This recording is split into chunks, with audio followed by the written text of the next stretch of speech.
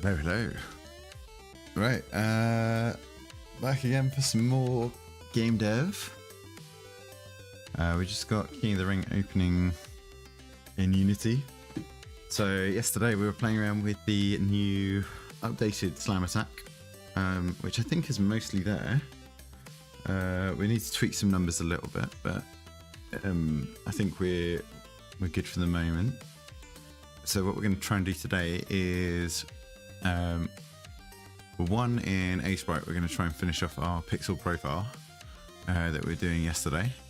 So we want to do a new profile picture for all of our channels and social media and all that kind of stuff. It's just going to be the same image that we've got at the moment, but as pixel art instead. And then we'll probably do that second. But to start with, we'll look at starting to tie up the animations again into Unity. So that when all the different attacks are used and when the jumps are used and stuff like that, that we've got the right animation starting. So, with that, let's transfer over to Unity. Let's make sure this is all set up right. That looks fine, that's fine.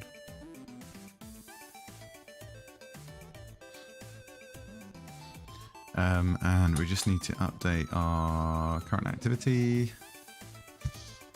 And it's going to be animations.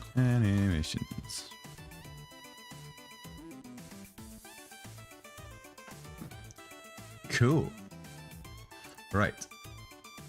So let's just have a quick test.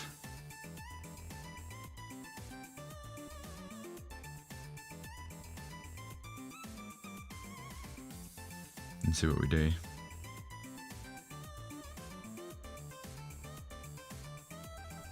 Oh wait, can we not? Ah. We can't move in the air when we're jumping. But the slam still works. Okay. So there is an issue there. Let's get our character script back open. So it's going to be in character controller. So what could be causing that? Ooh, sorry. And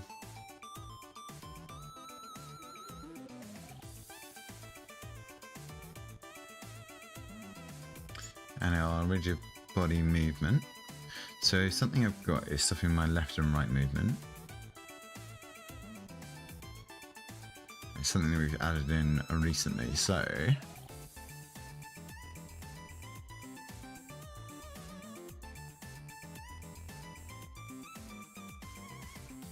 what do we change? If not is slamming.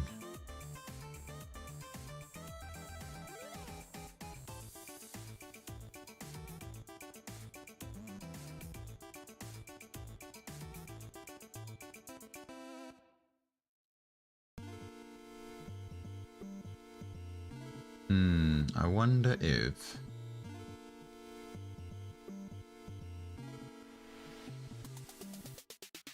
wait a second. Let's just double check this. I think basically it's because is slamming starts off as undefined. We're not setting it to false to start with. That might be just the issue. So, oh. Okay, it's fine on this character. Why?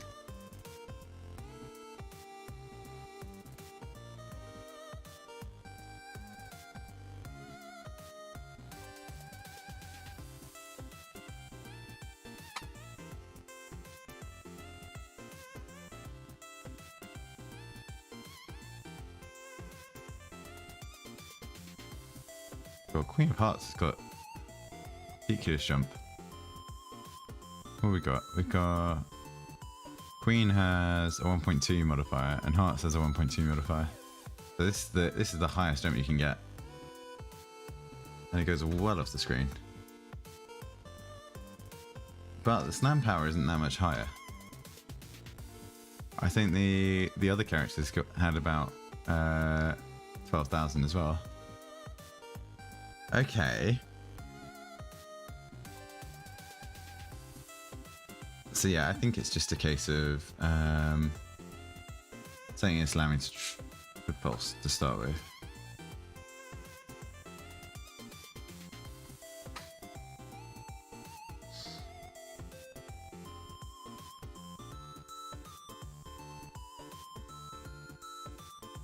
Okay, that's all fine.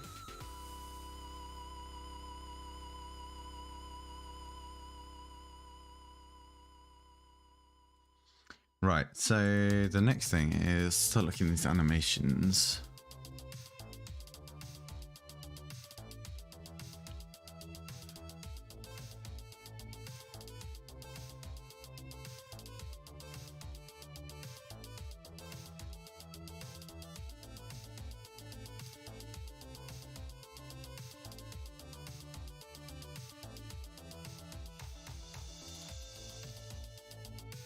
Right, so let's take our prefab, new prefab, selected character. Actually, it's just the character really, because the character controller's on here, rigid body's here, and the animator's on the character as well.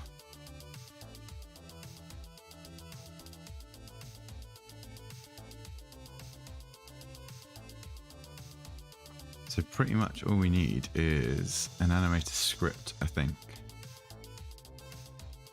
Oh, which we have.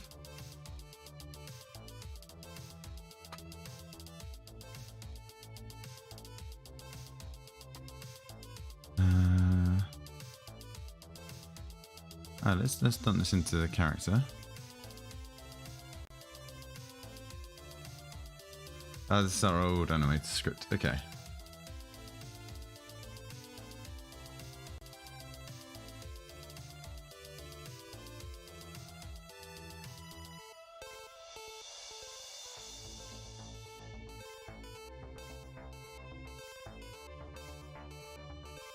So really, we could probably just rebind most of this, but I do want to make it...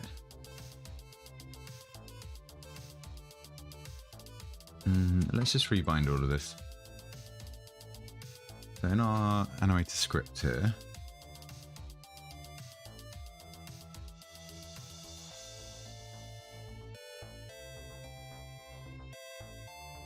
so when we invoke jump, this is when we want to start our jump animation.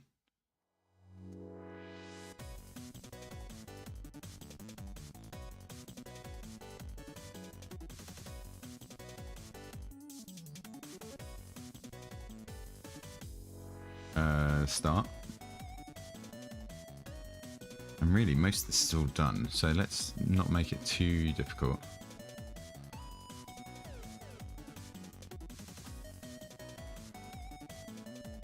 Stop, jump, don't care about. Grab and throw. Invoke grab forward is grab attempt.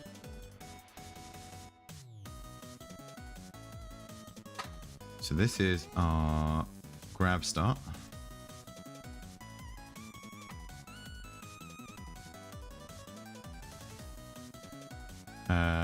When we throw, this is just throw. And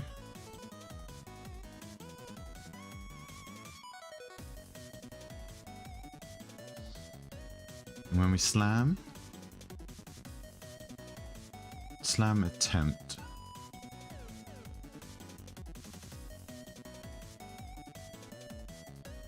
So I think we need them in here as well.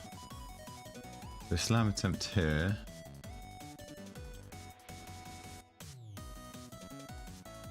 Yeah, we need reference to the animator here.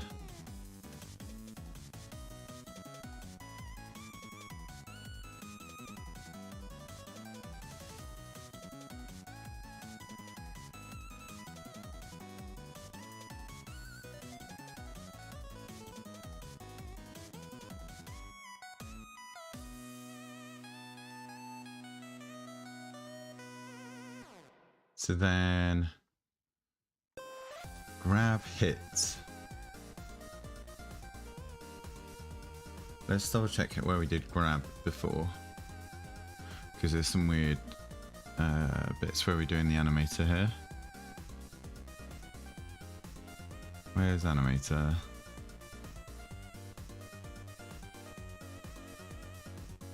So on drop we've got one, which I think we've got in here.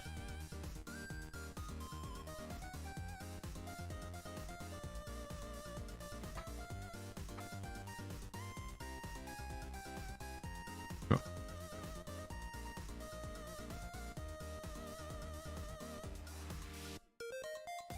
So try to grab, we've already got.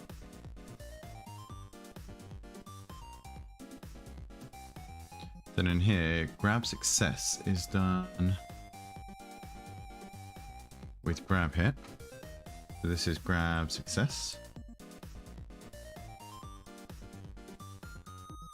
You know what, we could just do this, I think. Let's just put them in at the right places here. Grab failed.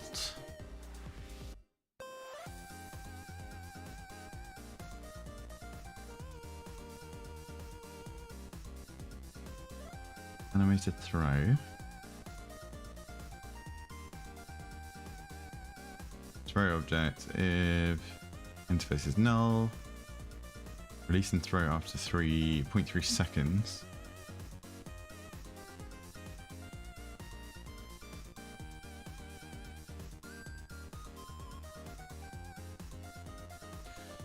So that should be.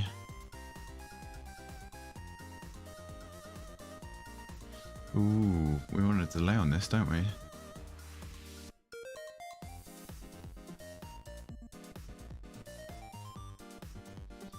Okay, stats.throw power is available in rigid body, so we don't actually need to pass it in.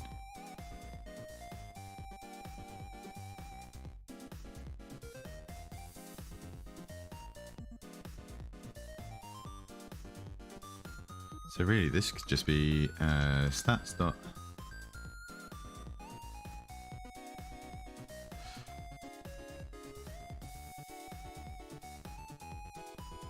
Throw power there. And then this is unused. And then we can put our 0.3 delay on it. Ah, no, because we need to be able to set to 0.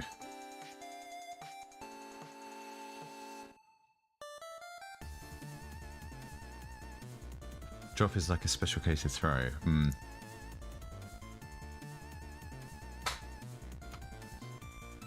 Right, let's leave that in for the moment.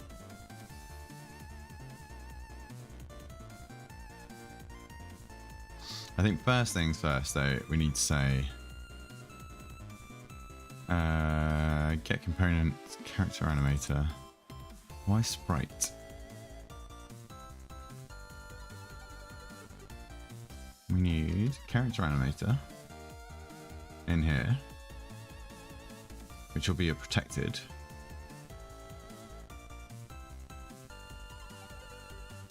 Collider stats.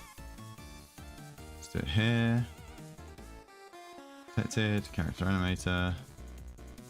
And then in start, we say animator equals get component character animator. We need sprite. Because this rigid body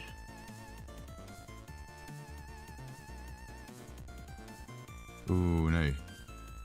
We need to go down a layer.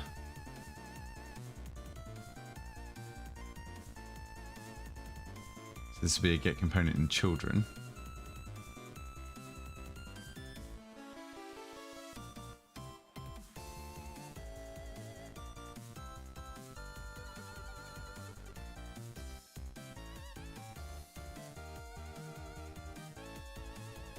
Right, let's just put the correct ones in here. So, in here, jump, animation, start. Let's do these properly. Movement, movement, jump. Where is our animator here?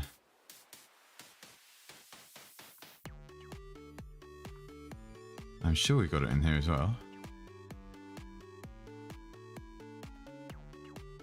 Animator. Find references. Setting it, yep.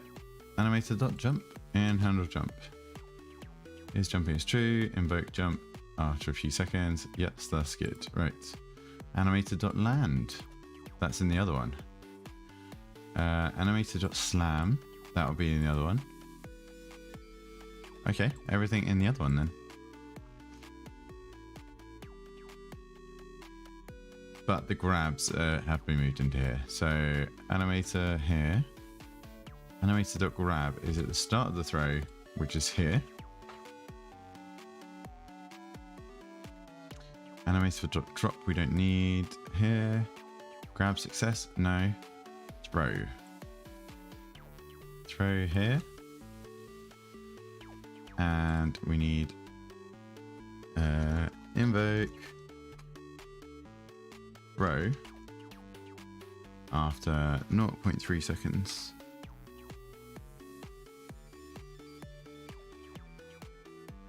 And we get rid of this. And we start throw. Okay, I think that's it. So that's that script done. And then in here, let's look at them again. Right, so land. We have a land, which is our grounded.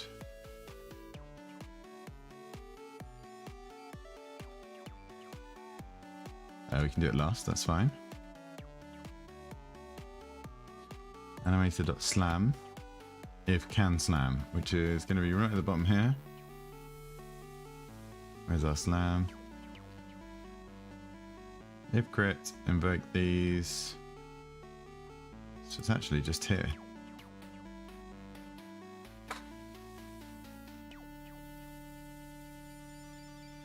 That's done, that's done. Jump is done. Land is done. Slam is done. Okay.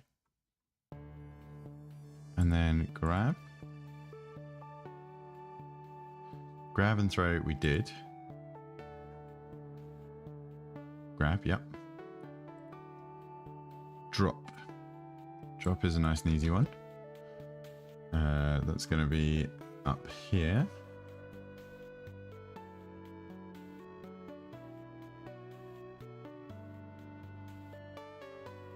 Oh, we can do the animator slam there, actually. Yes, that's fine.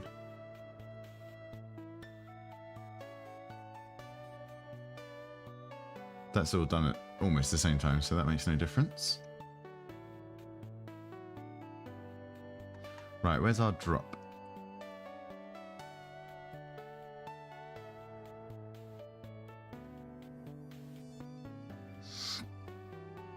Now, we want to be able to do private void throw carried game object, and this is going to have float throw power.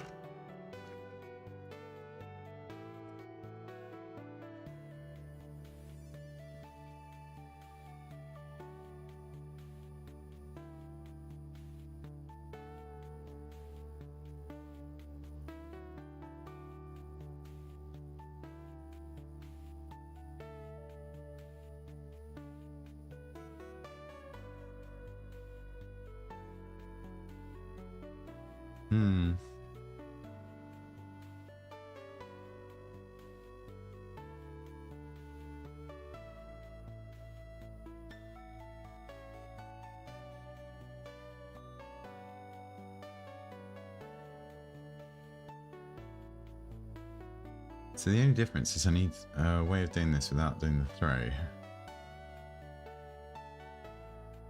I need all of this still.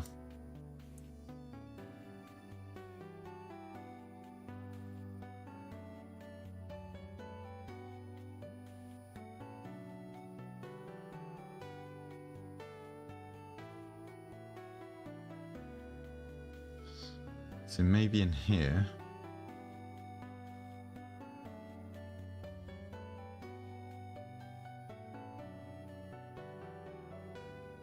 We just do here a, let's do this, private void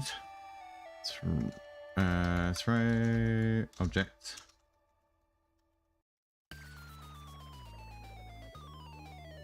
And here we do throw stats up power. Right, and then this is going to be throw objects instead. So that's got the delay. There's the delay. We leave this as is. We don't need to change this. That's fine. Animated drop works still. That's all fine. Okay, next, grab success.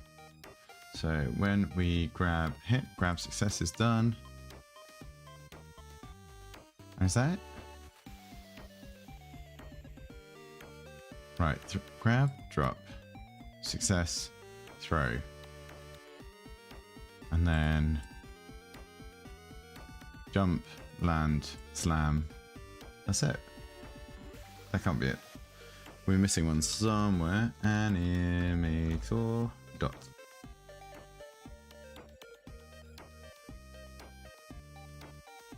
So that's being reused. We can hide that. So we have 1, 2, 3, 4, 5, 6, 7. 1, 2, 3, 4, 5, 6, 7. Grab, grab, drop, drop. Grab success, throw, throw. Jump, jump, land, land, slam, slam. Maybe we do have everything. Get rid of that. Don't need comments there. Tweak values maybe. We might need to tweak pause still. That's fine. Now, is there anything else we need to change? Tweak values. Obviously, this has got quite a big code. 400 lines. What was our movement one? It's about the same.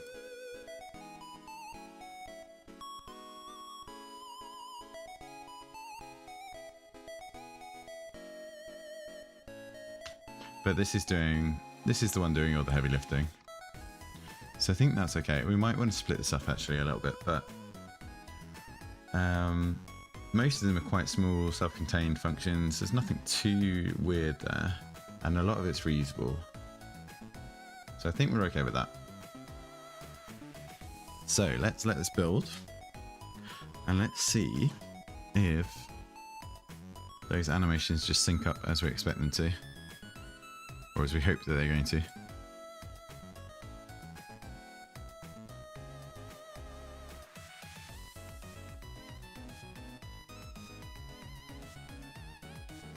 Okay, so that's got the right script on it. Let's test it out. I'm sure we're going to get some errors. Because all we've done is really like slot the pieces into the code. So normally that doesn't work straight away, but we'll see. So we've got our normal...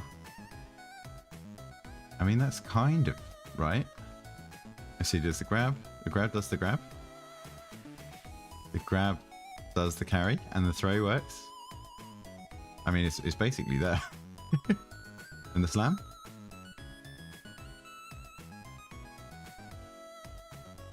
So it's just missing the screen shake that we had.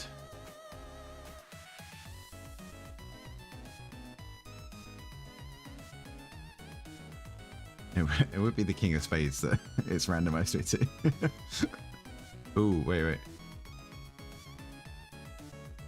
No, that's okay. Let's re-randomize it.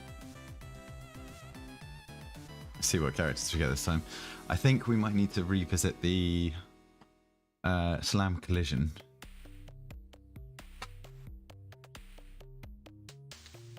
Okay, King of Hearts should have a higher jump. Yeah, there we go. Okay, so you can grab him midair. That's fine. You can attempt to grab him midair. Don't know how easy it's going to be. Okay. Feels very weak in terms of that slam though. Even if we get like a crit. No, the crit looks good. So right at the peak of the jump. We need to bring the camera shape back in as well. Right, this slam strength is wrong. We need to set this as a default.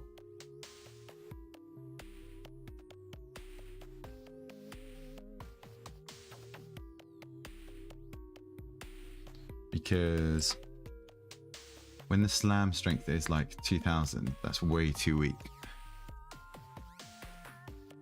What's the crit value? 7000, that's about right.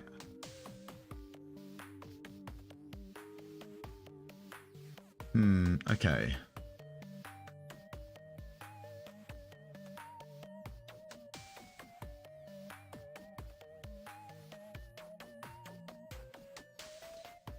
Now, I don't like doing stuff like this, but let's just see if this will work.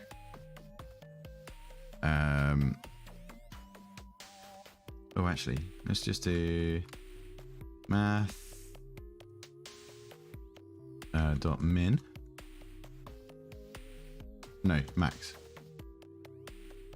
The maximum of these two. So we've got a minimum slam value there.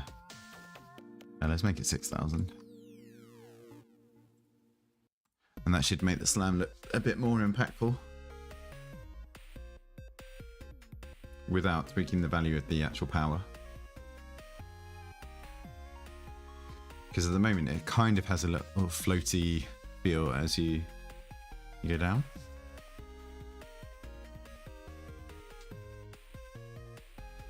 Right, so let's restart this. Let's get another character.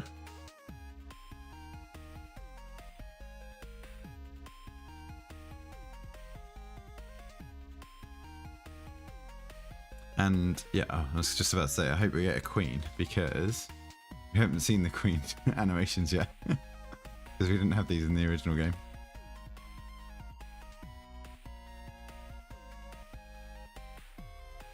Oh, that's kind of rapid.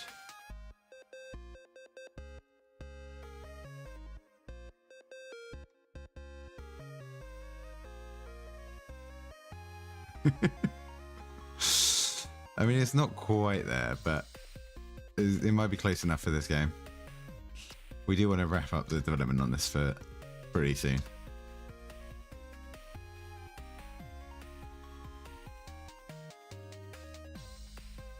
Okay.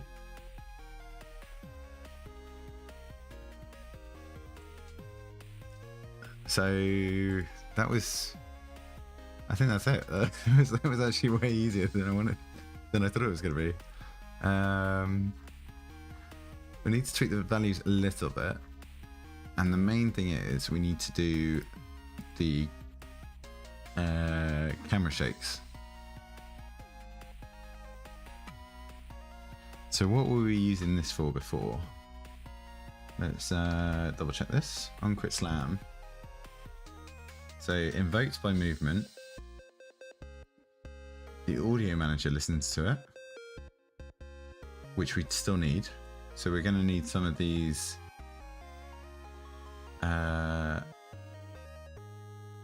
We need some of these events.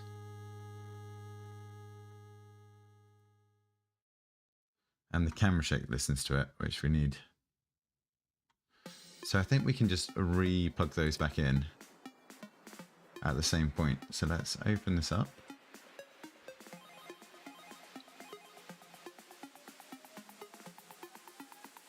We'll pop this over here and we'll have a little look.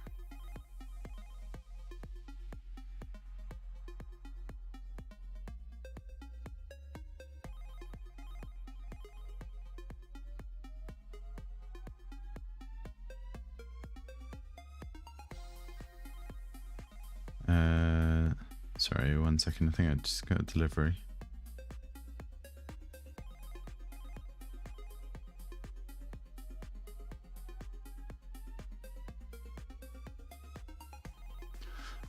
Right, so these events I think we still need to trigger, which we will put mostly in here.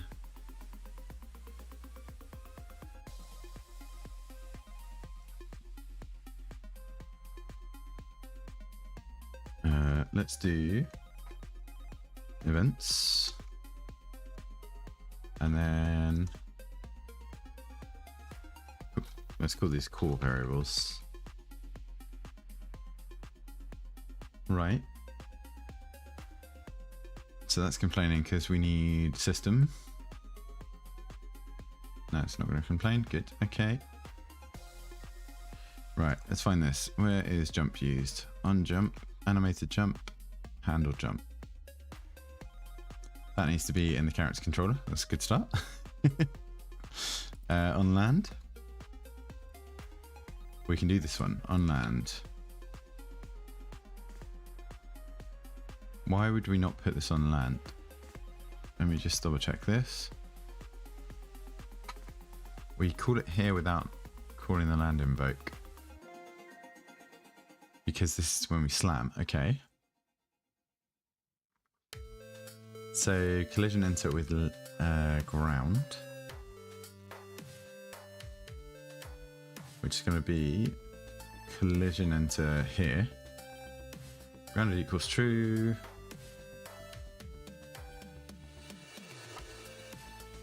On land invoke. Okay. Let's just double check that's the only place. Yep. Right, slam land. Find that one.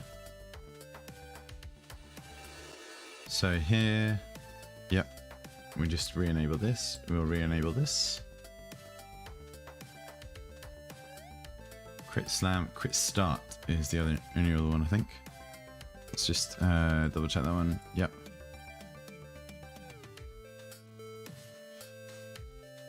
So character control enabled. If crit is true, which is now in this one. Crit slam. If it is crit.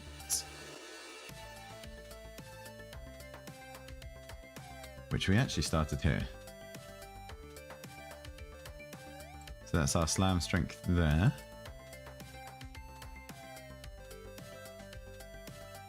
Oh no. It's literally here. Right, so that's those ones done. So we just need on jump to move to our other. So there's one reference on each of those. 5 references. Oh, because they're in the other classes as well. That's fine. Right, so we can do our on jump here.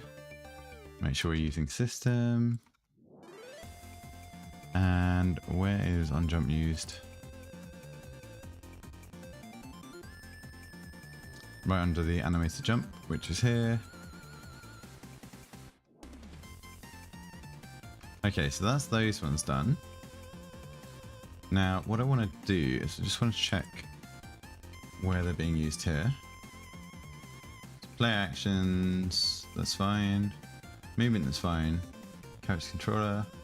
Player controller, it's fine. That is also okay. Ah, these are going to be different.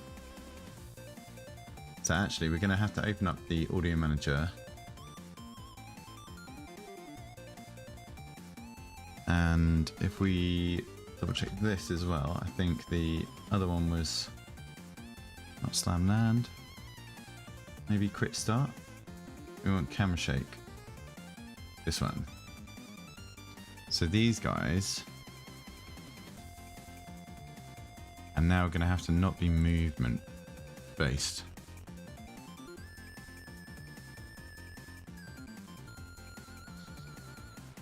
So on land,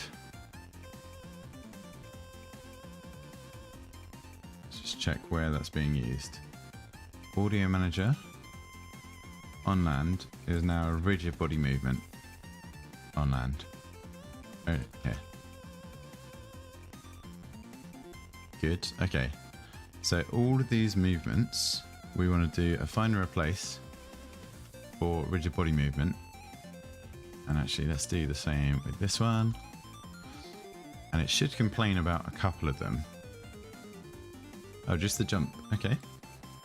And the jump is going to be the character controller on jump.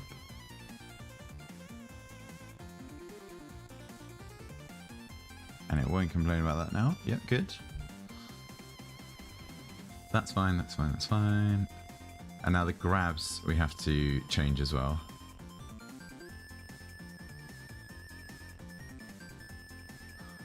Old player controller on game over. There's a few things we need to check here. Let's get this over here. Do we have an on game over here? No. We will need to check that.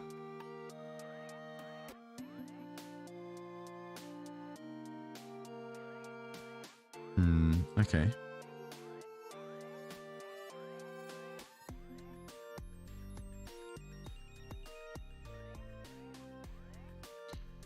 Right, let's just double check what we've got in our audio manager here. All fine. Audio listener, that's fine. Sound effects is fine. Game manager will be in it. Options menu will be in it. Menu manager is fine. So these grab ones need to change, that's all. And then these game over ring outs need to change. These are all fine. And then it'll be the same in these ones. And then, yeah, these won't have any other references, so just grab. And then in our camera shake, quick slam is both in rigid body movement. So actually we just want to replace here, that's fine. So that should then do our camera shake. Find player, get component rigid body TD. Yeah, I think that's fine as well. Okay, so where's our grab file? These four actions.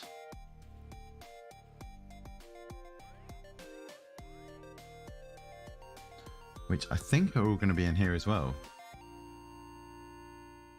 Let's have a look where they're used. Nope, not like that.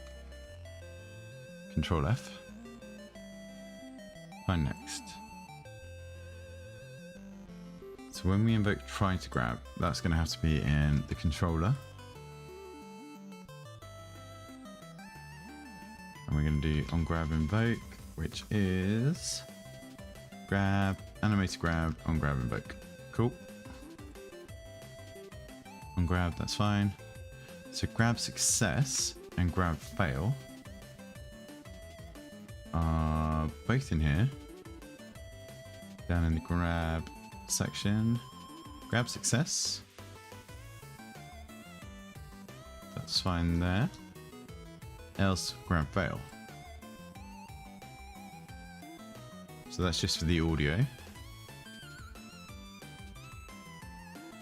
Those are all done. And then we just have grab throw. Sorry, on throw. The animator throw, which is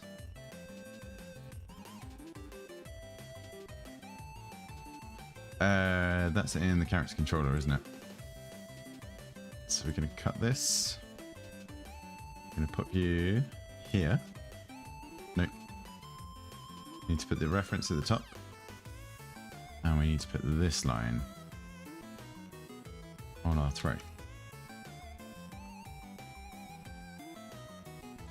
Okay, so let's just double check. 3, 3, 5, and 5 references. These two need updating. So grab is now going to be mostly these two. And on grab and on throw are character controller ones. So actually let's move this up so that we've got those together. And the same again for this side. So character controller and rigid body movement. Okay. So I think grab is done with now. That's the old file that we were using. Camera shake is done.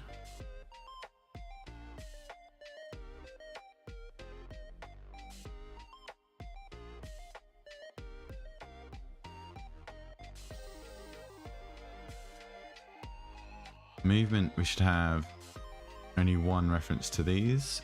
Yep, that's good.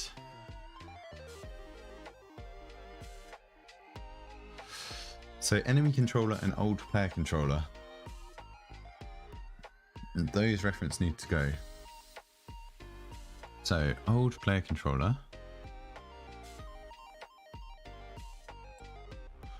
Okay, so it's slightly different from this.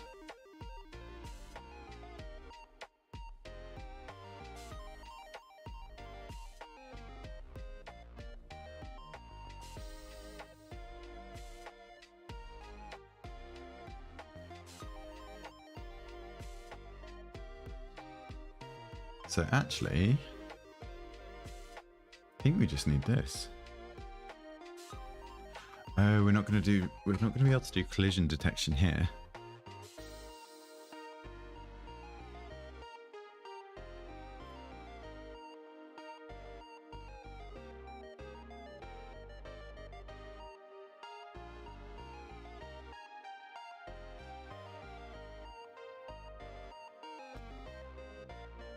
So where are we going to do that? We're going to have to do that here because our capsule collider is here now.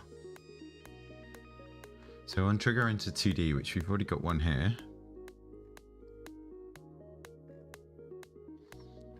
We need to see if this is the dead zone as well.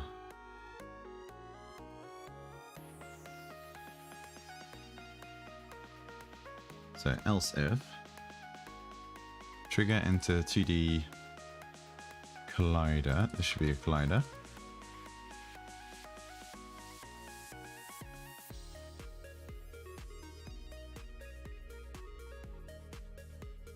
So game over invoke we need, and we need ring out invoke, which is in our enemy controller.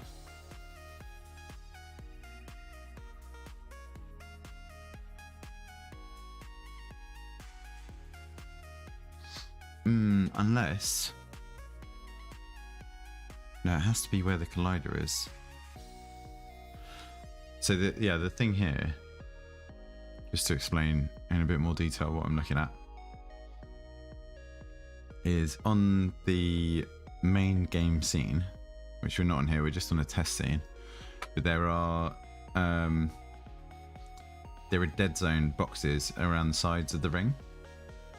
So to the right, to the left, and underneath.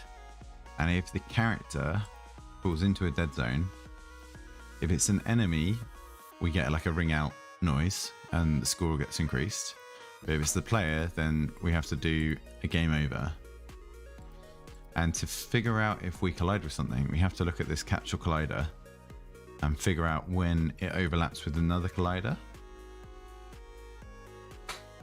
And where that was previously, the collider component, this one, was on the actual player game object, whereas now it's nested inside. So before I could tell it I was already on the player and see if the game object of the player collided with the dead zone, then it was game over. But now I need to say on the character, because this is where the collider is, if we collide with the dead zone, we need to figure out if we are part of the player or part of an enemy, and then do different things based on that. So how are we going to do that? I think we do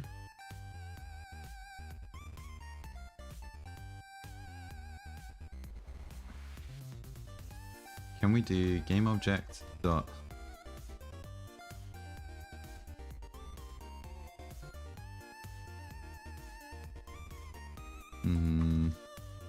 let's do a log. Oh. Log of the current game object, and let's see, we need to put in a dead zone.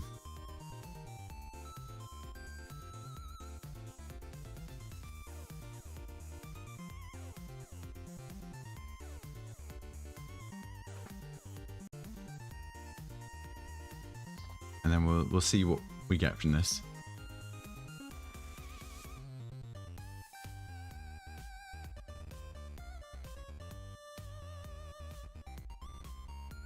Yeah, that's fine. So we want a new create empty, add component, box collider. This is a trigger,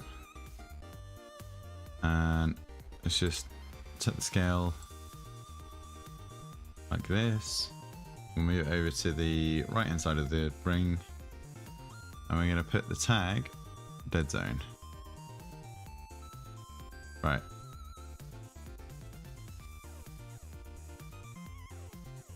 So now if we walk into our test dead zone here, in the console we should see the game object that has walked into it. Don't know what I was expecting there. Oh, character. Right, so that's not exactly what we want, because both characters look the same, right? That was, yeah, there's no differentiation between the player on the left and the enemy on the right. So what can we do to game objects to figure out what it is?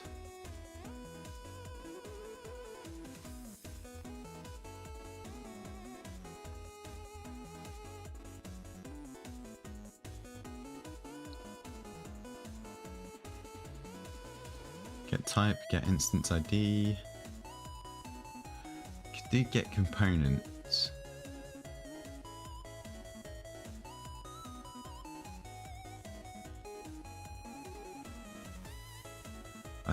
I feel like either try get component or get component in parent. But how would we do that? From our character, we want to get a component of this player.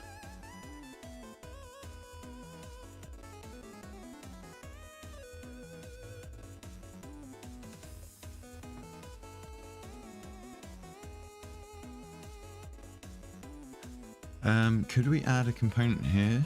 What would we be looking for?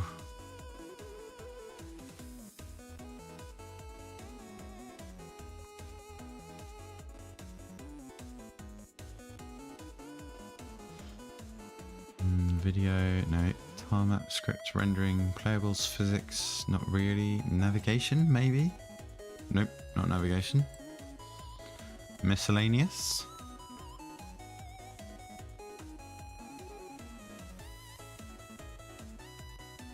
No, don't think so. Miscellaneous mesh, light layout. Not a layout element. We've not got UI. Input, event, effects.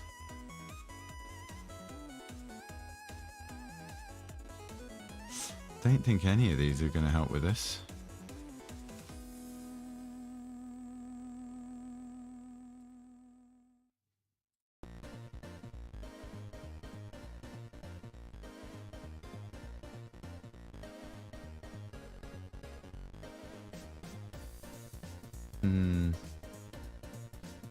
So we could try and look for the player input or the player controller script. How about that? So I think there was a try get component. What does this do? Oh, I had it there.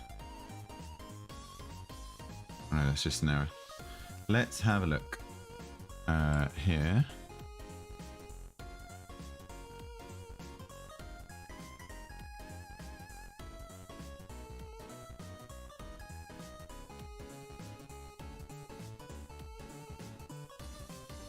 Right, try get component in parent.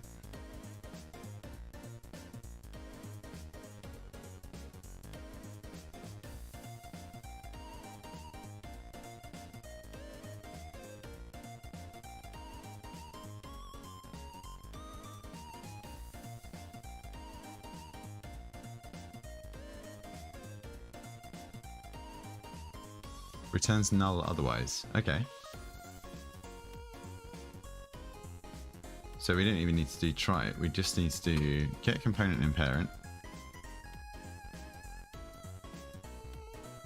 of type player controller.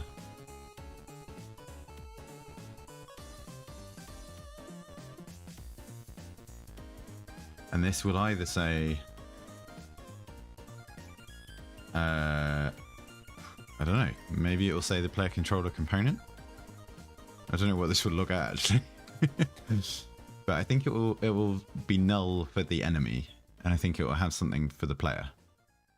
And that's all we need to differentiate.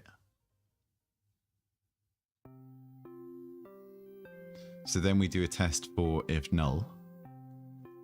And if it's null, we game over. Oh no, sorry, if it's null, we increase the score. Okay, we got player controller, and this should be null. Yes, perfect. Okay, so if we're in the dead zone, if this, then we are the player, and we want to do game over. Game over and invoke.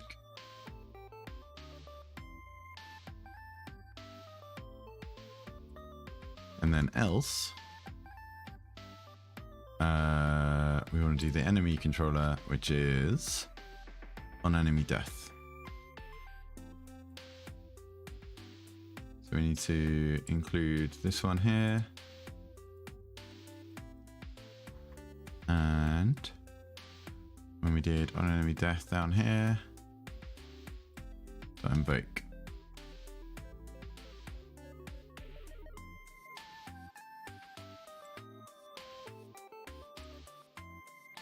Now, just for the moment, we don't want to call these because we haven't got...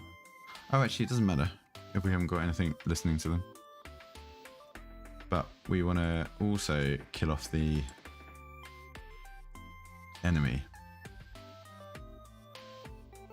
So what we should see...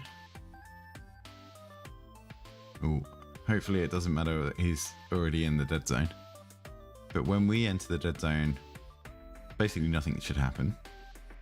I think we got rid of the console log as well. But if we go and grab the enemy and then chuck them back into it, they should disappear. Oh, that, yeah, I think that counted. Okay, let's just quickly rerun this and just double check this is working as expected.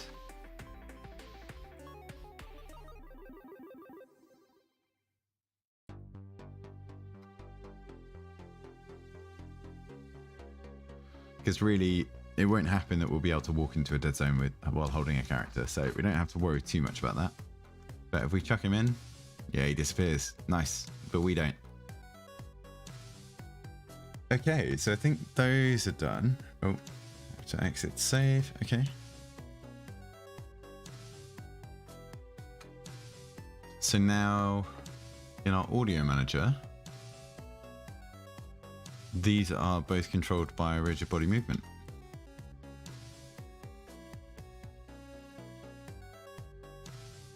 And I think that could be... Could that be it? I mean, we still need to do the enemy controller just to tell the enemy characters when they need to move and attack and all that kind of stuff. But I think we might be there to test in our old scene. So let's see, if we go back to the game scene, and rather than these 4 here, can we just disable these? I think we can just do this, right? Just disable each of those. And instead, actually just swap over here. Let's disable the level loaders so we can see.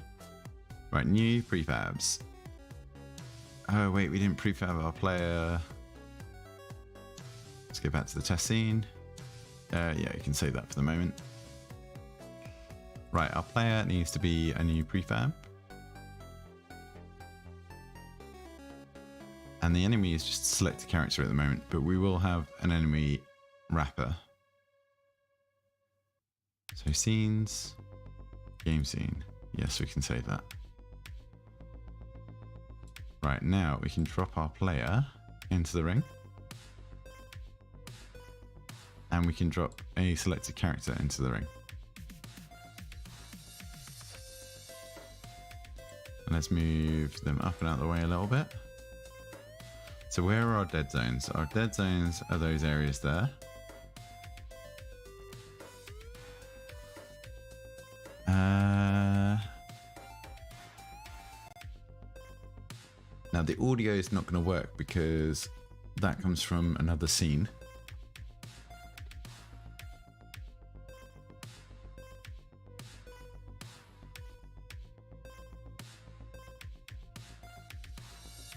It's immediately paused. What have we missed out? Shake.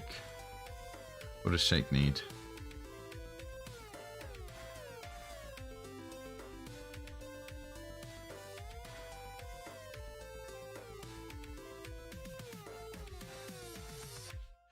Object reference not set to the instance of an object. So in awake.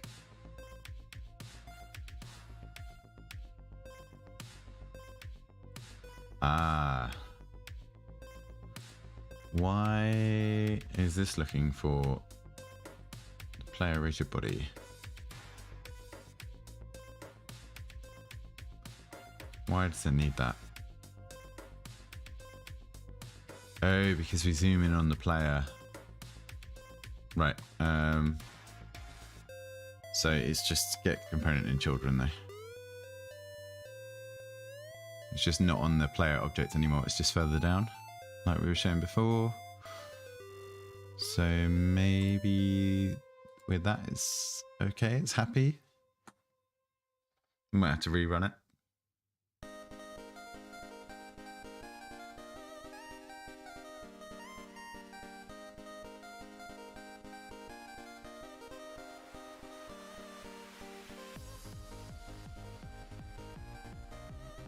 Okay, so we got the camera shake working. Oh.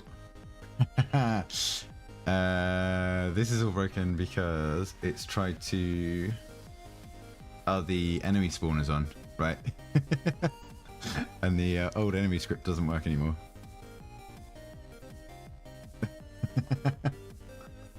Okay, there's going to be a few errors here.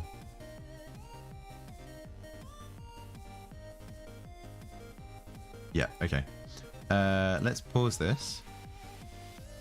Let's say in our... Where is our spawner? Game manager? Yes. Okay, so we're going to get rid of these three. We don't need those. That's fine. That's actually all okay. Let's take these out of the equation. Let's call you just player.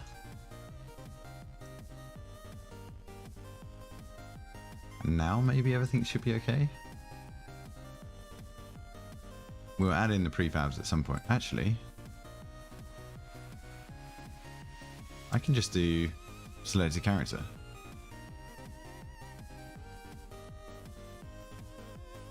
That might just be able to spawn... Just spawn the characters. That could be okay. That looks okay. That looks okay. Avatar doesn't need an avatar. That's fine. Dead zones are fine. This should just be 3 boxes. That's okay. Our ring is at y equals 0.2, which is good. I mean, I feel like it's right. Let's hope there's not going to be any more errors, but I wouldn't be surprised if there are.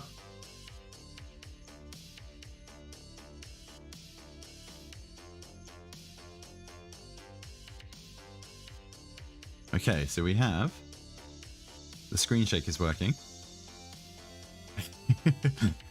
We need to make sure they don't float down, but it has spawned in random enemies. and it is spawning them at the right intervals. Right, let's do if we do a slam attack here. Ooh, why is it not affecting these guys?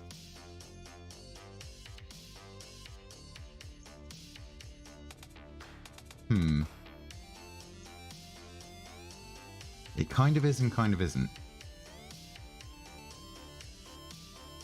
And also our score's not being affected, so I have to check those.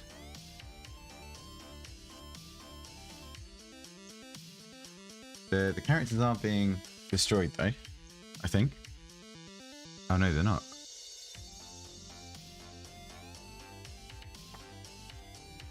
Oh, I see what's happening. So rather than destroying the selected character, it's destroying the nested character game object. Right. So that's one thing to look at.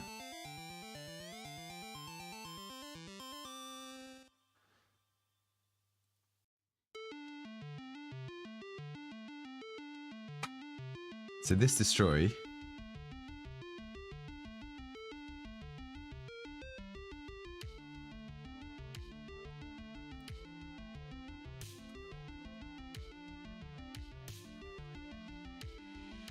can we just get parent?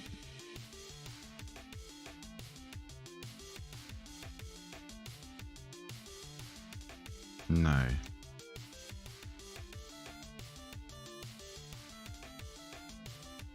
How do we get the parent of a game object?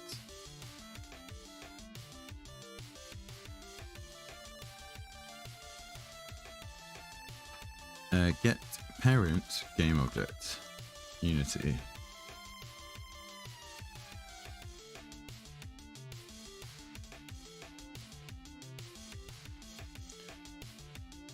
Transform.parent. Okay. And actually, I wanted really this, the root parent.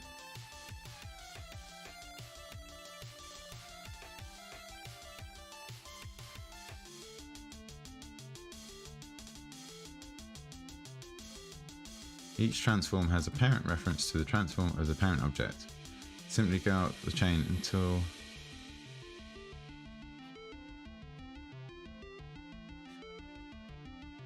yes, this is what we want. Get the topmost object that doesn't have any parent. Perfect. So game object dot transform dot root. That's what we want to delete. And then we need to check why on enemy death isn't invoking. Which is probably because we're not looking here for this on enemy death. That's why. We have a score script. Where's our score manager? Here we go. Now this is no longer on the enemy controller. This is on rigid body movement. Right? Is it here? On enemy death, yeah. So this should be rigid body movement on enemy death. And is it used anywhere else? Here? Oh, these we didn't update. Make sure we got those. That's fine. That's fine. That's fine.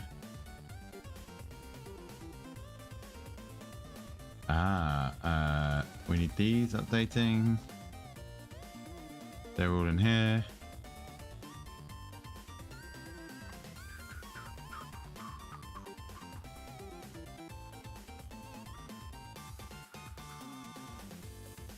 What does this trigger? Audio manager, which is fine. Okay, let's save. Let's save. Wait, what's save all?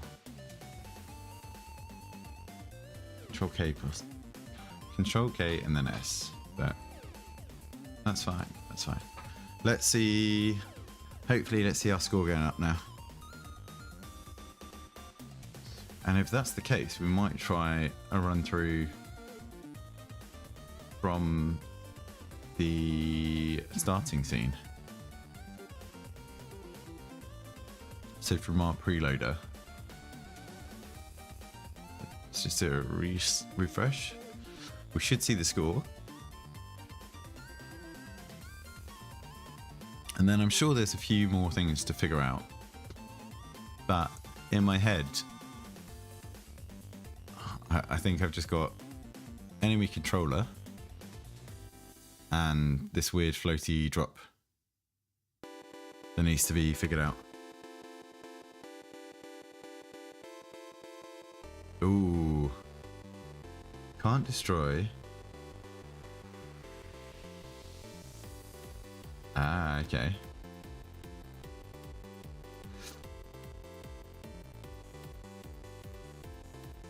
Can't destroy transform component of selected character clone.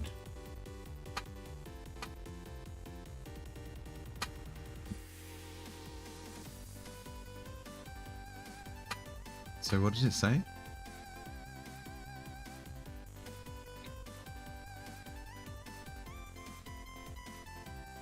Okay, so this has returned to me a game object, right? Rigid body, transform. Okay, just, yeah, it's the topmost transform.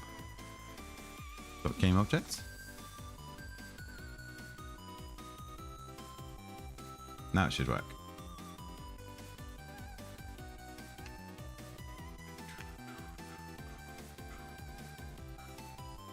I might have to restart again, but might work. Can I just click play? I think that worked. I think that was just the one that didn't like it. So we check you out. Score goes up by 1. You disappear off the edge of the screen. Yep. Sweet. Okay, we're basically there. Now, I'm fairly certain I know why we're floating. Let's have a quick look. Where is... I want you. So on here... Yeah, our linear drag is too high. So that's fine. All we need to do for that is... Here, when we're grounded the first time...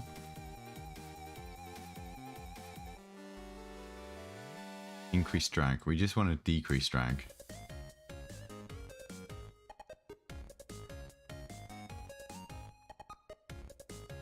Directly here.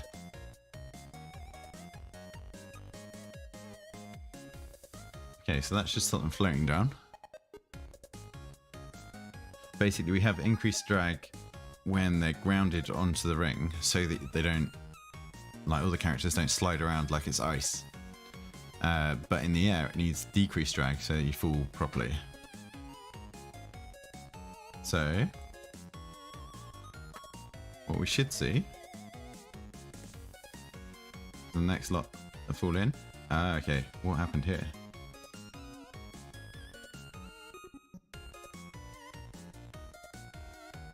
On our player character, carried object start throw.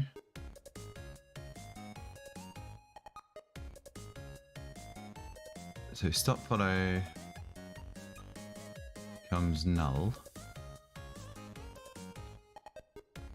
because this game object has been destroyed. Right, so why is there a delay on that though?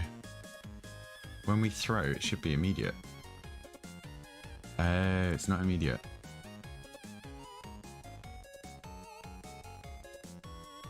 Wait, no, that doesn't matter. We don't actually throw the enemy object until here.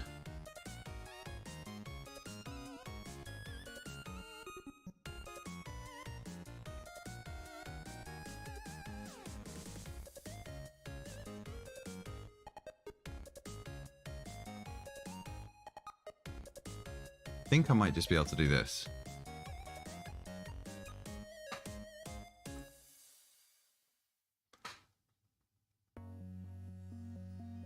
I think that works, but let's not do that because that's not the best way to do it.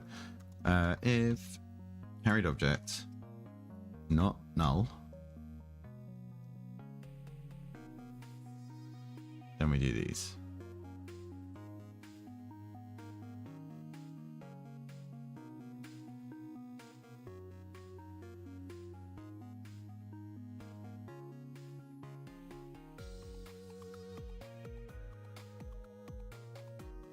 Right, that might be okay.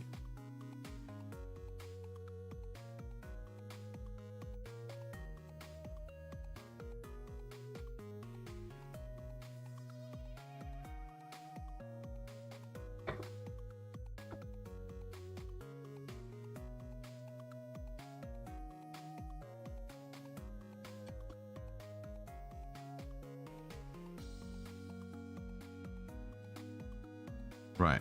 If we throw you right near the edge of the screen, yeah, it seemed okay. And everyone seems to be landing properly.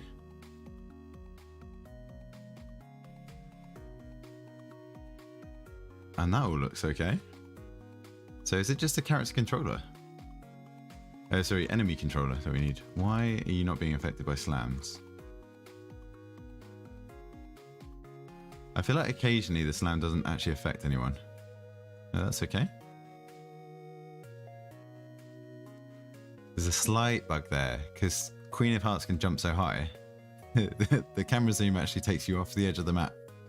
You see the very top of the screen there. And we have to just size up that background just a little bit. So in our background, let's go 6 and 6.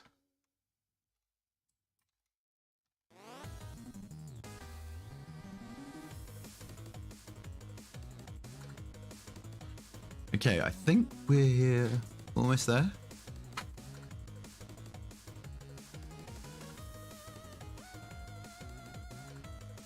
Let's give it one more test. Let's just check that we don't get to the edge of that background now.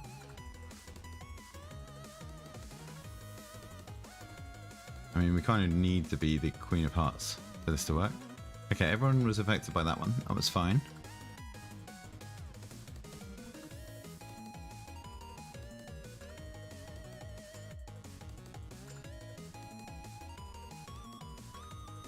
See, I'm not sure if I'm just not close enough to them.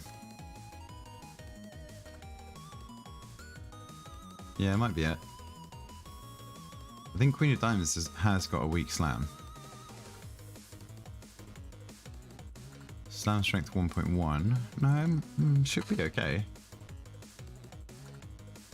Now, they won't stack up like this once they've got a character controller. Once they've got the enemy controller, because they'll be moving around. So I don't worry too much about that.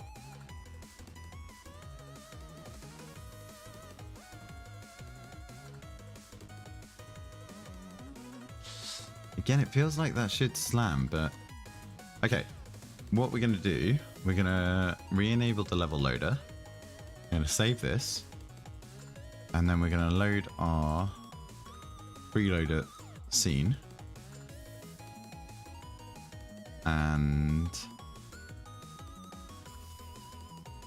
let's have a little look. Oh, the other thing is I need to find some new audio. I think this background music isn't necessarily royalty free. It's one that my mate who is working on this with me found. And I've noticed that on past live streams, whenever it's played, there's been it's not a copyright strike, but it's like a warning to say it's someone else's.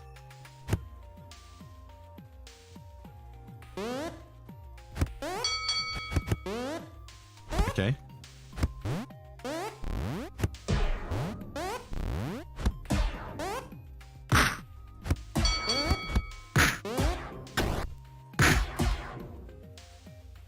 That all seems to be good.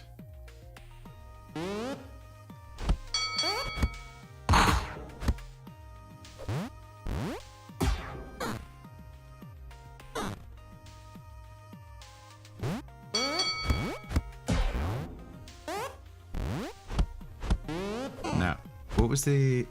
There was a little combo that's going to be difficult to pull off, which is to throw and slam at the same time.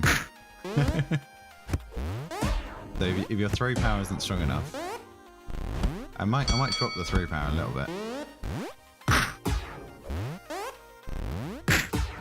But you can get a crit slam attack at the top of the throw.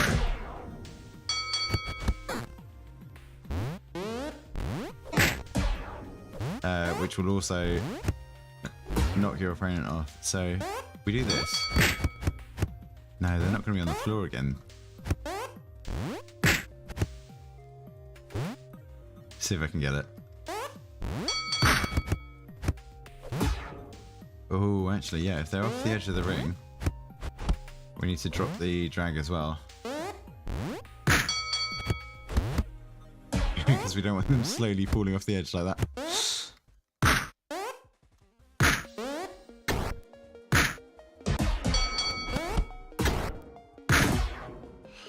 Cool, okay. So I think it's just... I'm just going to do enemy controller.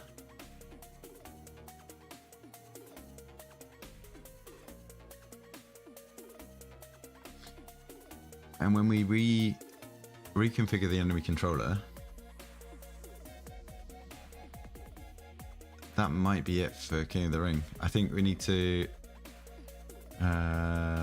let's just get a notepad open. So if it opens on another screen, that's okay. Right, so games, where's our King of the Ring? Right, what do we want to do?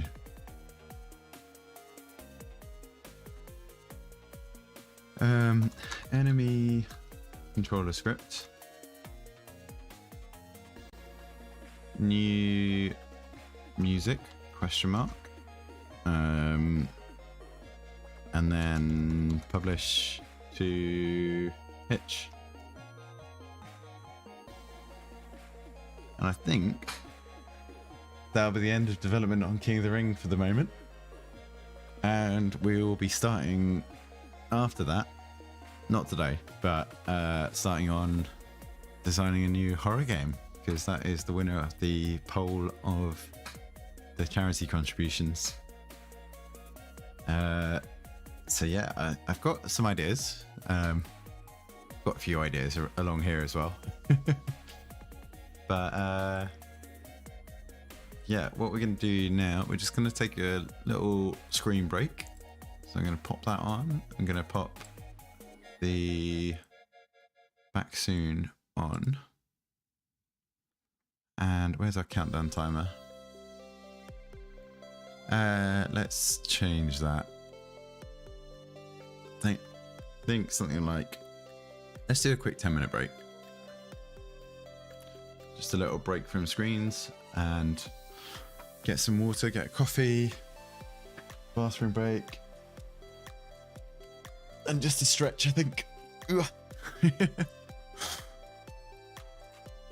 So back in a bit.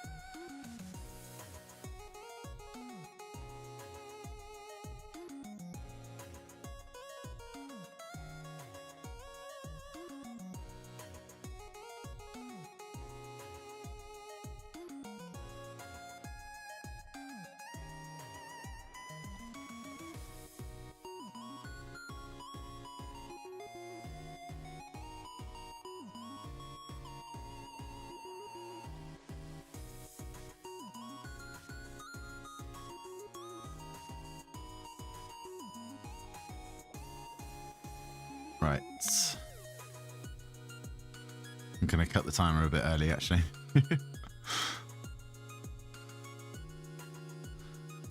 Going to switch back over here. Okay, we're not working on animation anymore. So we're going to be enemy controller. Now there's one other thing that we might put in, which is a side slam attack. But I think what we want to do is in our prefabs, we'll take our selected character and we'll nest in a new game object. So this is going to be our enemy.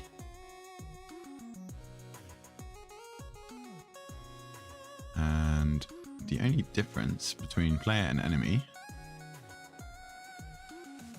is just the enemy controller script.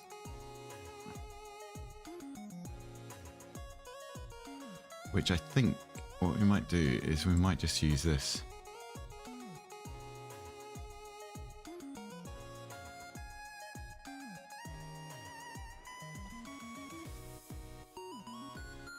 And then let's open it up, not the spawner. And then we're gonna have to tidy up the codes a little bit here. Let's close all of this. We don't need any of this now. Score manager, no. I think this is all okay. We don't need anything changed here. Audio manager, I think is all okay.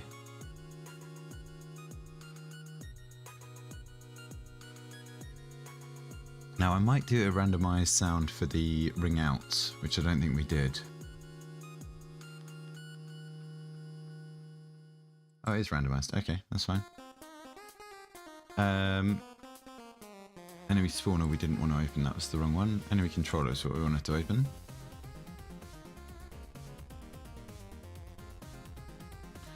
Now, I think we might just rename all of this as old. But we've got to do it in Unity, otherwise it doesn't like us. If you rename stuff in VS Code and then go back to Unity, it's like, it looks like you've renamed stuff. Please do it in the editor, because we can't figure out what you changed otherwise. So this is old movement. We're not using this anywhere anymore.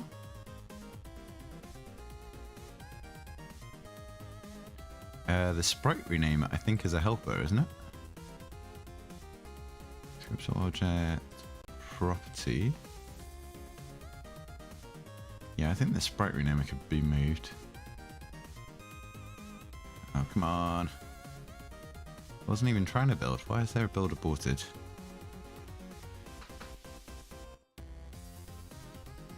Variables, characters.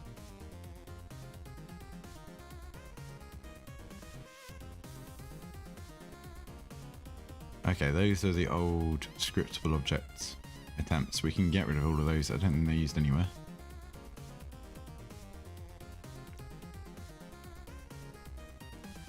Yeah, I think let's just delete all of those. Yeah. We're just going to tidy everything up here. Those are all fine. This, I think we just get rid of. We're not using it anywhere else. Let's get rid of it completely. I'm just going to have to recompile a few times when we're doing this. Yes, because actually we've been using plastic when we made these old changes. So the current version that is active, can I even see the change sets now? Another moment, because it's more than... Okay, so this was the last time we committed. It was 7th of November. But this was stable code here with the slam attack. This is what was committed to itch the last time we published, which is all these old scripts that we've been rewriting. So I'm quite comfortable that if I delete these archive scripts, that there won't be any any code in here that we need to go and find. Let's just do a quick check over them. Right, so old grab. We've done all of this stuff. We've done all of this stuff. Grab and throw, we've done. Drop, we've done. Done all of this stuff.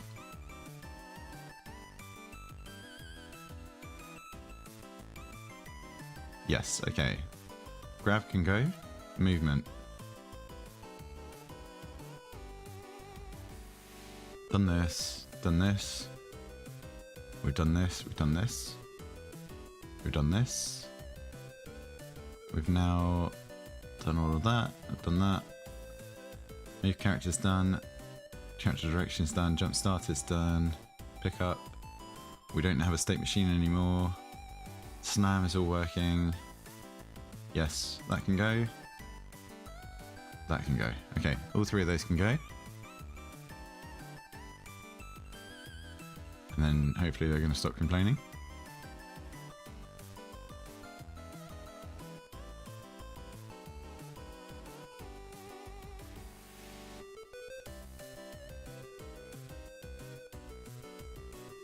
Right, player input map. This is the old player controller, I think. Yeah, on move input on this. Yeah, this is the old player controller. We're now doing those same functions here. And we don't need any of this. So player input map can go as well, which is input, player input map.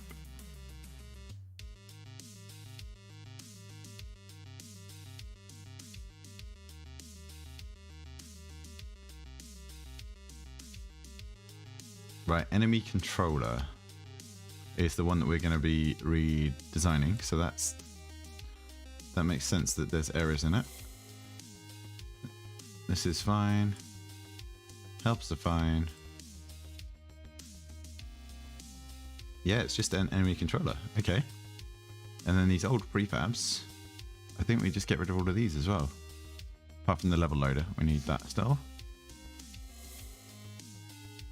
Oh, actually, I want to leave the player because I want to copy the little, there's a little triangle on top of it to show the player where their character is.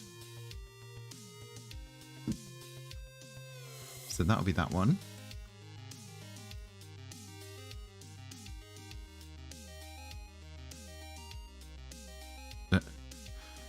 I'm hoping that's something else that I don't have to worry about.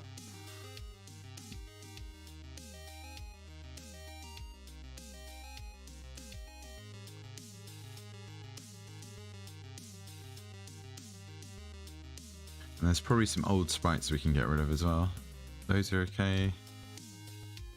These are the new ones, I think. Yep. But these are the old ones. These ones are going to go.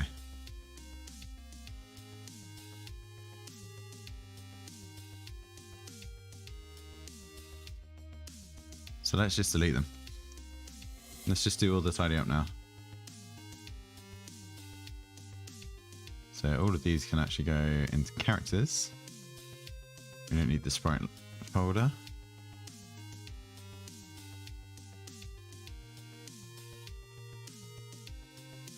And then animations. Oh, this is so much better now.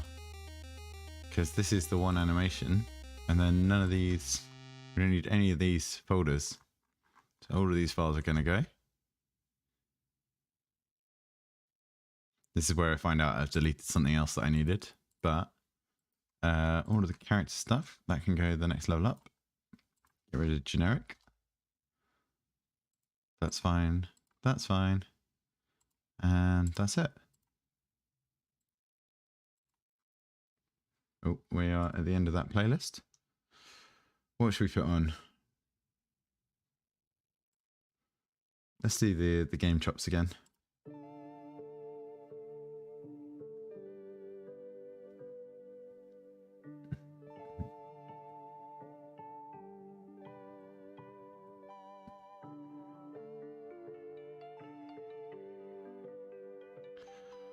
Right.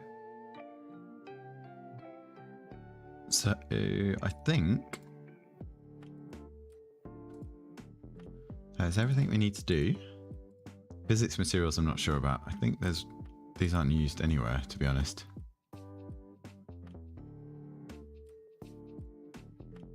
Let's have a quick look.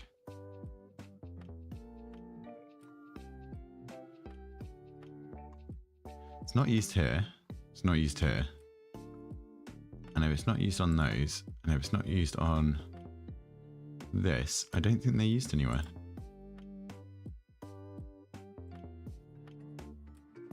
I'm going to get rid of them.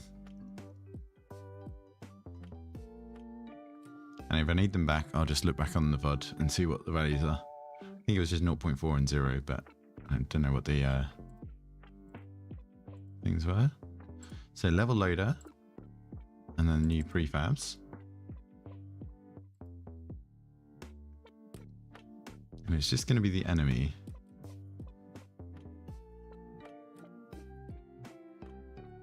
And then that's fine, that's fine. Yeah, okay. Enemy controller.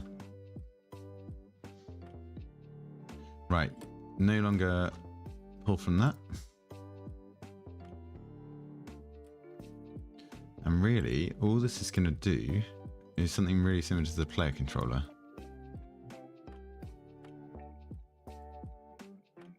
So we want private character controller, character controller.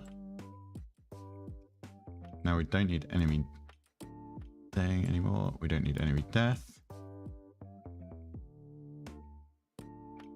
Transform target velocity, that's fine. Slam power is not an input anymore.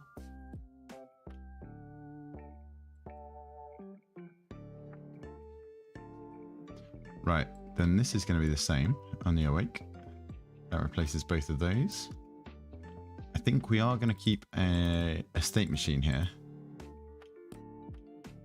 So it finds the player as the target. Now the problem here is that this transform doesn't move, because the movement is on the character. So find player dot get component in children, and we're looking for the, what's it called? Actually, it's probably a character controller as well.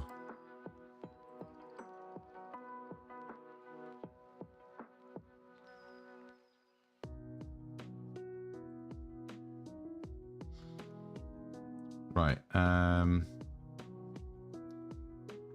Now we're not doing this at all, are we?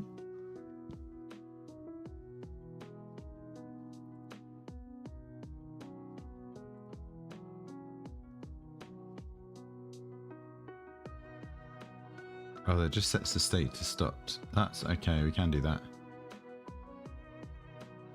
Right, so this is going to be character controller. No. Not character controller, the player rigid, the rigid body movement, isn't it?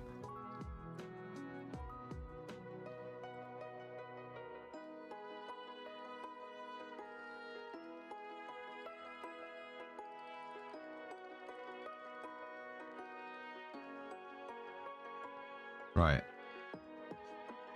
If the target's not null,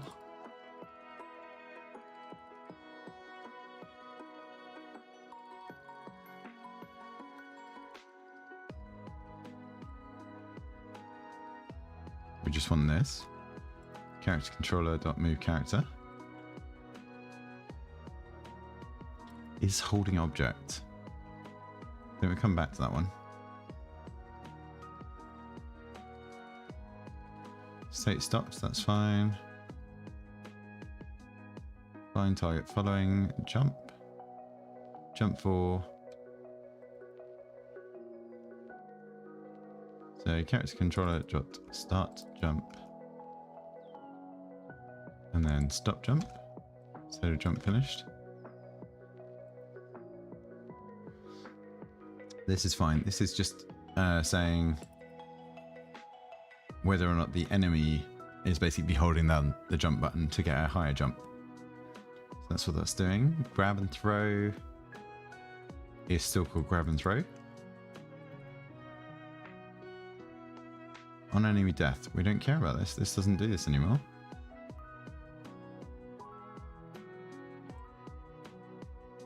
And again, I don't think we need to worry about his jumping here.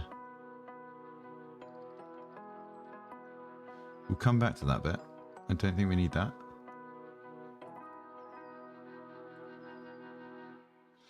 His holding we'll come back to as well. Okay, let's just do some to-do notes here. Is this needed? Is this needed?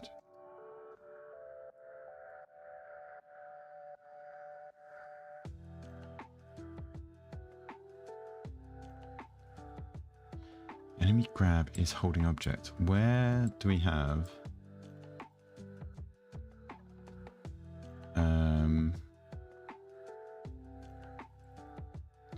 Is holding public or not?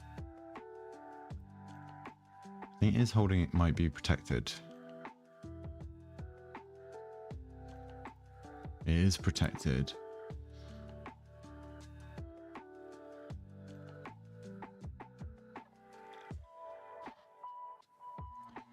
Now I think we might need to make this public so that we can access it.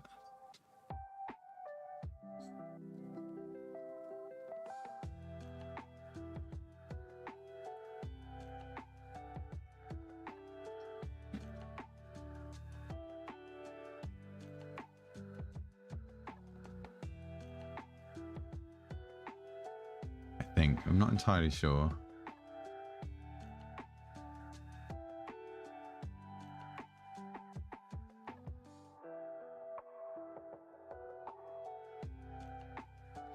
It might be best to do a public that allows me to read the state of his holding.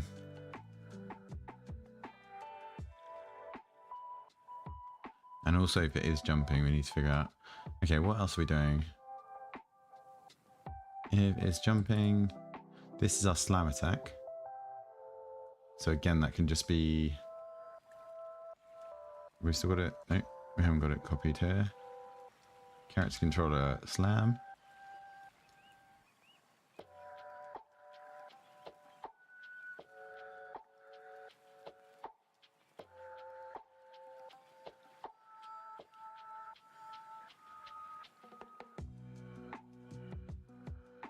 Yeah, okay, so let's do here a public bool is, no, what do we do it? We call it holding check. And then we return is holding.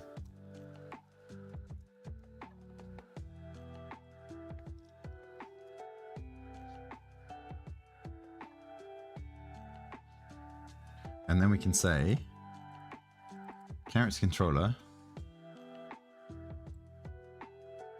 dot holding check.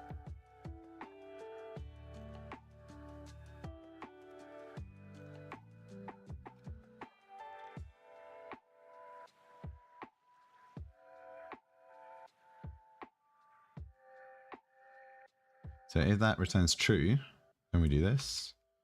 Otherwise false. Right, everywhere else we're checking is holding. We're doing that now.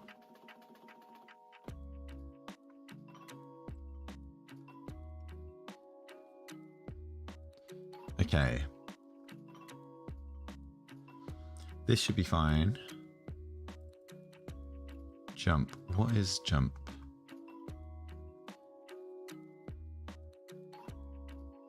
Jump here, jump for seconds, jump press timer, that's fine.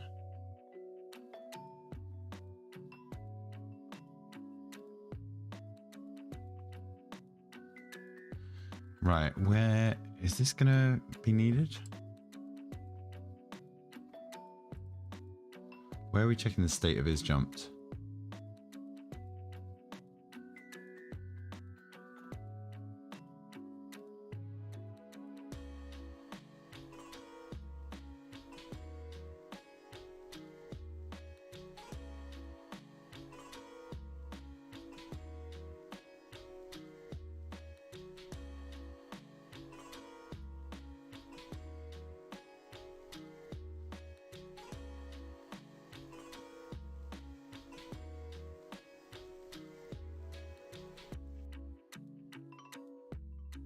Not entirely sure we need that, but I'm going to leave it in because I don't really know this code as well.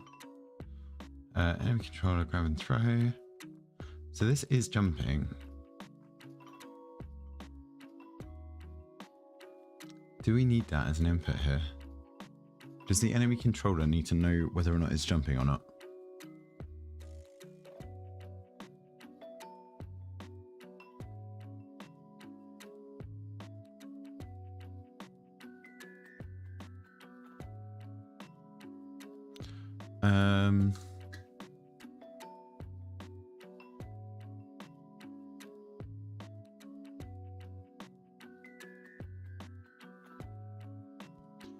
Don't think so.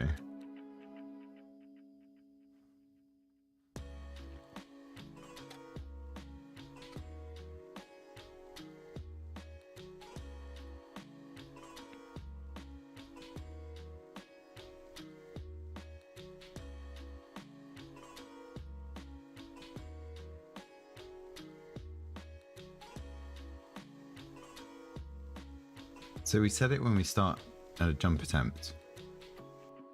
And we don't clear it until we land.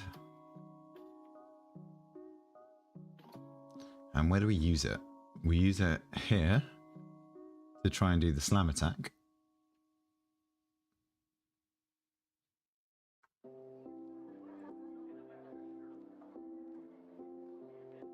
And we do something similar here. Where is jumping?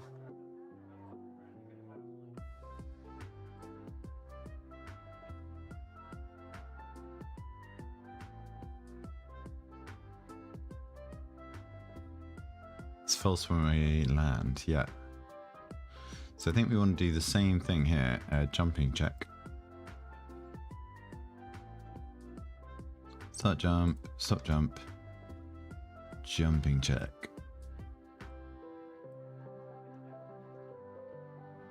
And we just care about the is jumping ball.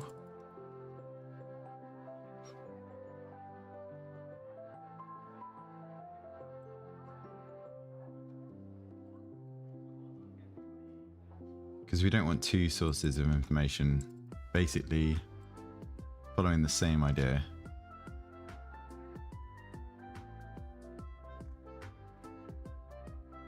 So actually, we'll jumping check there. Then all of this goes. Enemy death isn't needed. Oh, no, too much.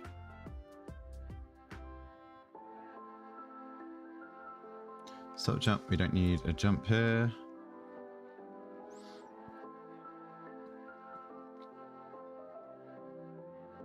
Target's null, nothing checking jumping here.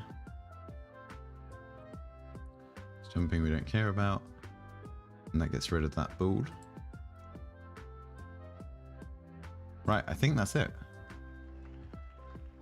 Game manager's upset. What are you upset about? Old player controller, game over. We aren't using that anymore. We are now using rigid body movement. Game over. See, this is the benefit of deleting everything. Is now where it was still referencing old code, it now can't find it at all, so it's gonna error. Right. I think we're ready to test. We'll leave this one open. Right, maybe, maybe not. Let's see what it builds to.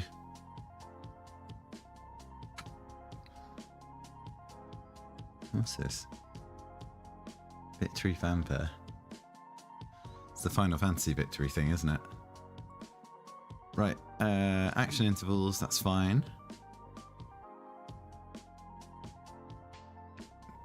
I mean, let's see. Let's see what happens. It should be that the enemy moves towards the player, does some jumps, does some grabs, does some slams. Should just move around. Oh, yep. He's quite fast. Oh, I forgot I've got the dead zone here. Why was he so fast though? I suppose that is the normal speed. I'm used to them being much slower. Maybe we need to give the player character a little bonus on some of the stats. Okay, what we're going to do, we're going to prefab this guy up as an enemy. We're going to save. We're going to go to our other scene, our game scene, and we're going to load up our game manager player spawner with an enemy prefab. And that's all we need, just one. Doesn't even need to be a list. I suppose if we want to influence which enemy spawns, we can modify it that way.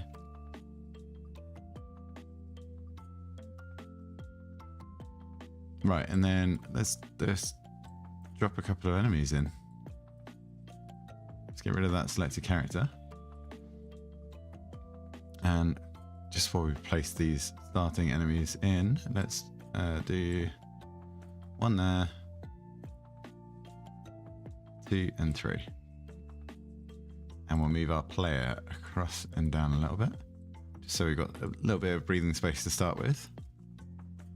And let's play.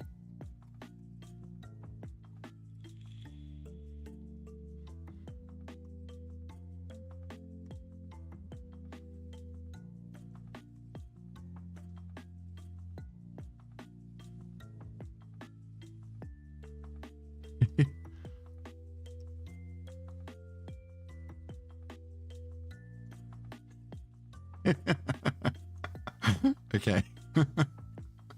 There's a few little errors here. I definitely need to slow everyone down. I think what we're going to do is we're going to drop this base movement speed to like 7. And why this enemy? Right, again, we need to wrap this in the null test.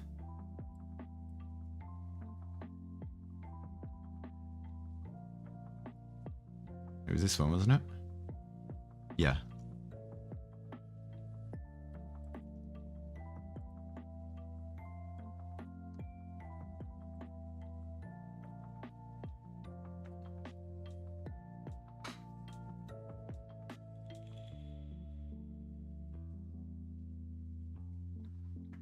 They're a little bit too active at the moment. And also it seems a little bit slow on the turnaround. So I'm wondering if they're targeting the right player. So look, one of them turns around, the other one doesn't. Don't know why that guy's just spinning out on the side there.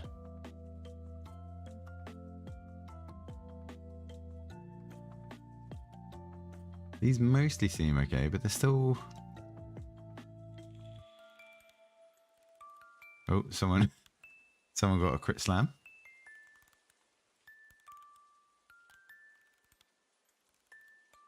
See, look, why are they still going to the left there?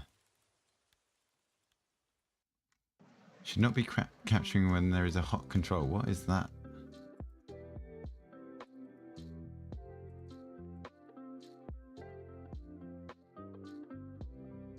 Don't know what that means.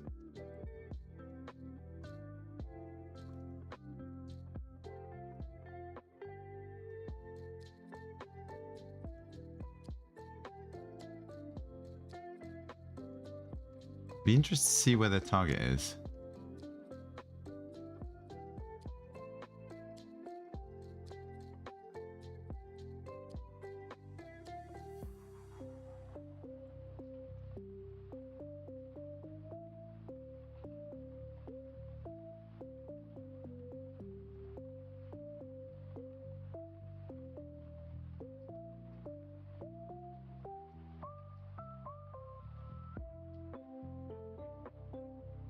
Right, obviously these two are looking somewhere incorrect. So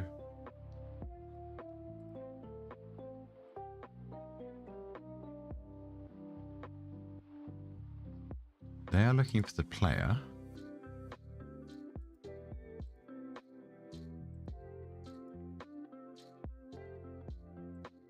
They should be, I think they should be looking for this character. So what have I set wrong here? Target is this, right?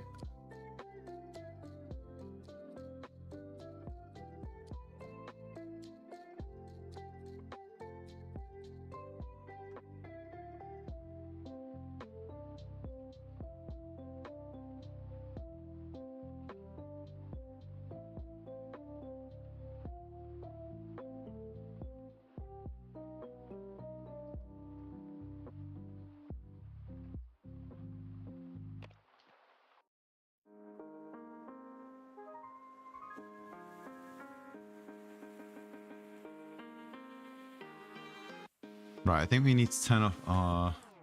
Let's turn off our enemy spawner.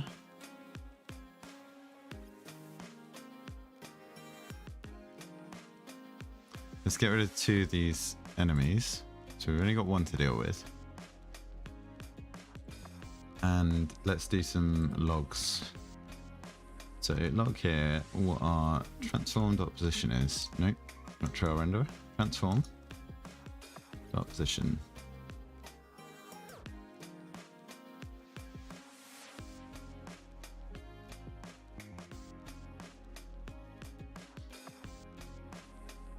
And here, let's do our target position.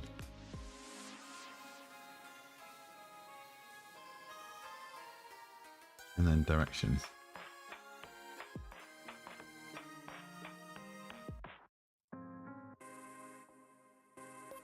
Right, so this is holding, throw direction.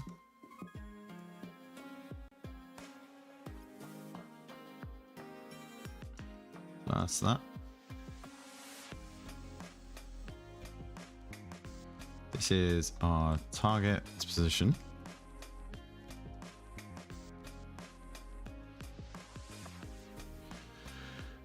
And this is our planned direction. Or move direction.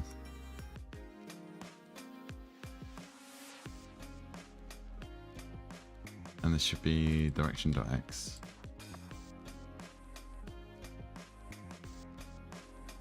Right, let's save that. Let's run it and see what our enemy is doing.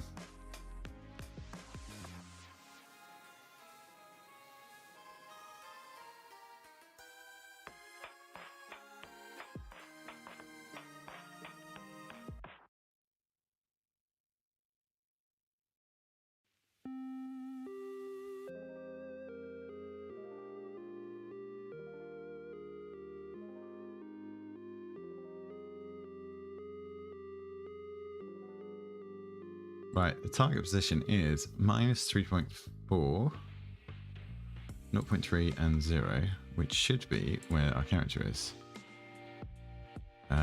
Which we can't see here. -3.4,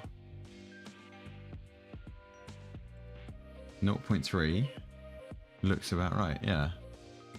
So moving negative direction, that's fine. Now what happens if I jump over you here? Target position is correct, but the move direction is incorrect. Why is that? Target position has updated, right? Target position.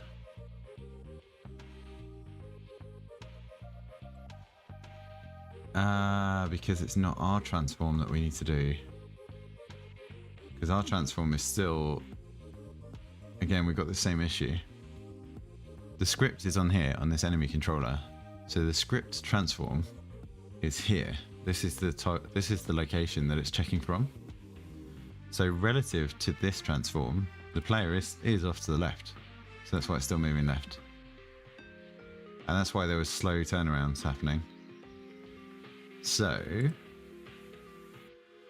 all we need to do is say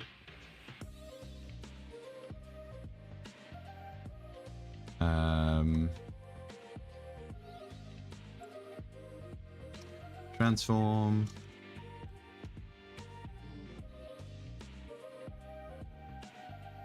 Right, these are all privates. Private transform. Private direction is fine. And this is going to be private transform. There needs to be a space.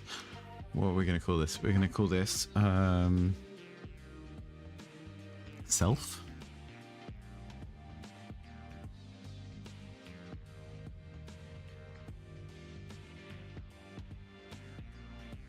Right, self equals get component in children. No, it's just character controller. Character controller dot transform.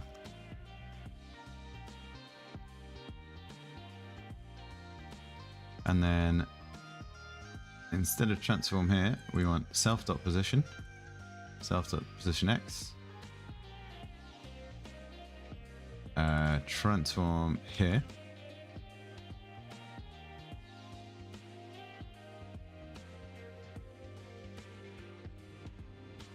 Character controller, it's fine, and that's all fine. Right, let's see if this has worked.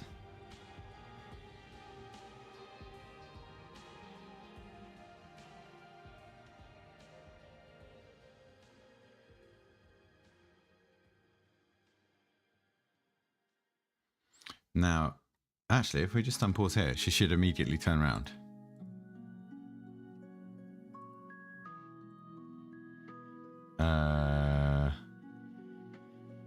Oh no, wait, we need to restart because it's set in a wake, so that's why it's failing. Right, but this character should follow us more closely, not run off the edge of the screen.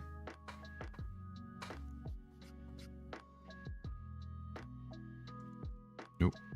I can't even jump over it. There we go. There, go away.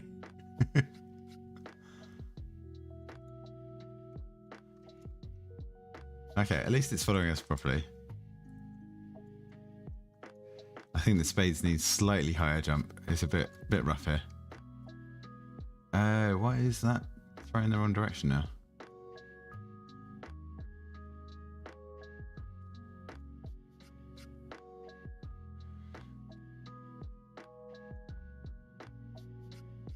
What have I changed?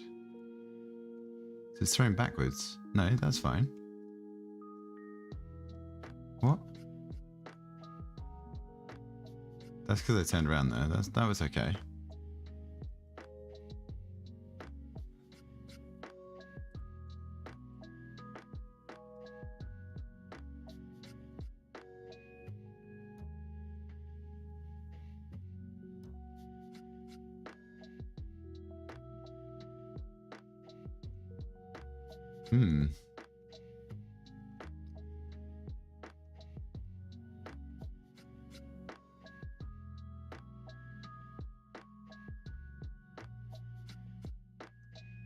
Okay, there's a few bugs.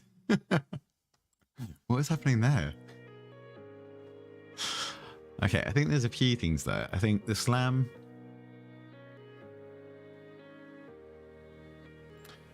If a player is slammed into, it should set their character control disabled until they land or recover.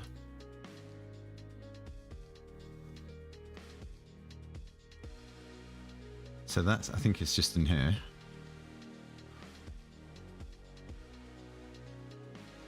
So like here, where we throw.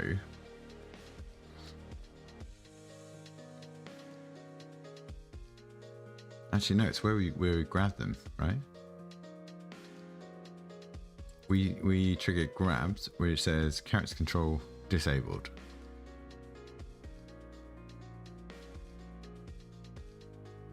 So up here, where we're doing our slam, target,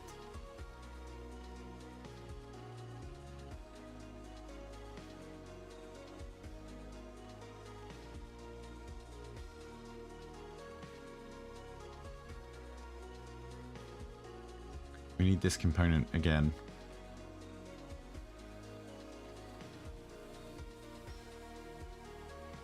We're getting the rigid body 2D. And we're getting the movement. I don't want to do get component a third time. So I think what we want to do is say rigid body movement for target movement equals this.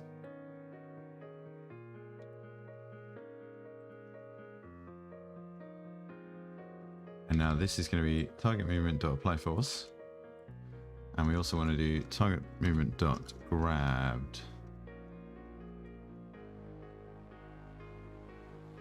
So that will disable the controls in the air, and that means our slam should have a bit more impact. I think that was what was happening, is because we weren't disabling the inputs from the characters we slam into, they were immediately taking control and trying to move back into us.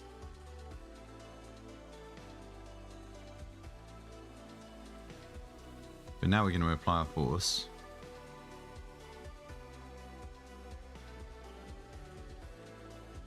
So as grounded will be 0, it will be false. When it lands, they can recover, or if they try and do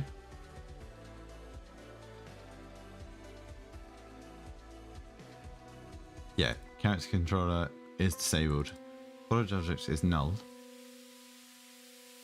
then it can try the mid-air recovery attempt, because this would be true, and that's fine. Okay, so that's one thing. What were the other errors? There are loads of other errors. Oh yeah, why was the throw going backwards now?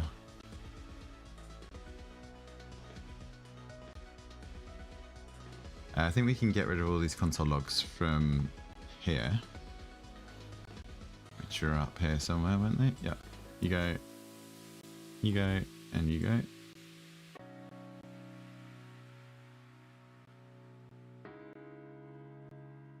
I can go.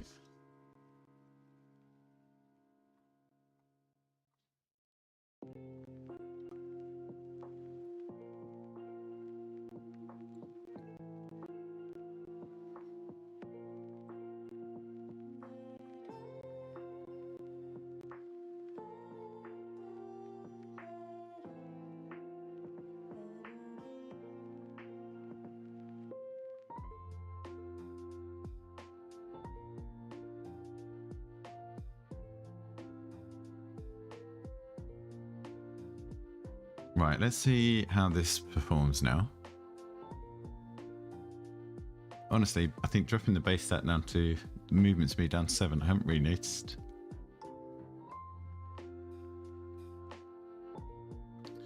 But yeah, we need to figure out this space jump. It's pretty ridiculous. Why is it backwards?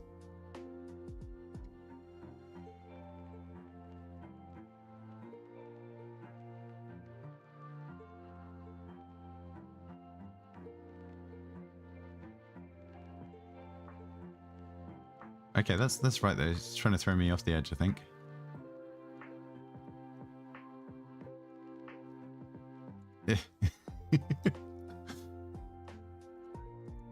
Right, let's do. Why is the slam not working?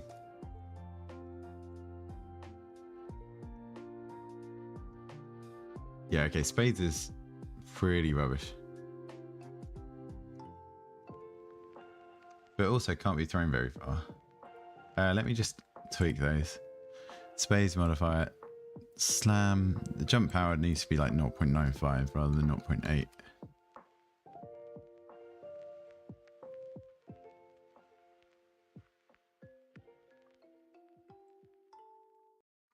What's our diamonds modifier?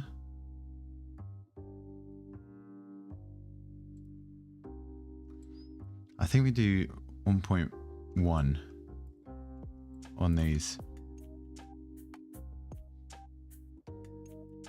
We can have a big recovery range, that's fine. And a slightly longer reach is fine. Right, let's see.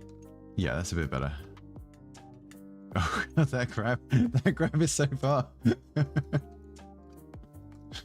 Okay, well, maybe that's a bit long of a grab range. It's difficult to get away from it.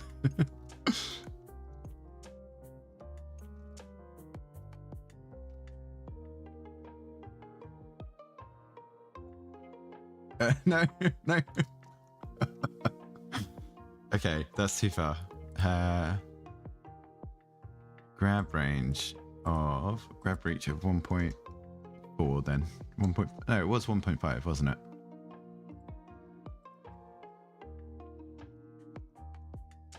Okay, this is much better. They're much more responsive. Now the question is, why? Where do you go? Oh, we got the point. So he fell out of the ring.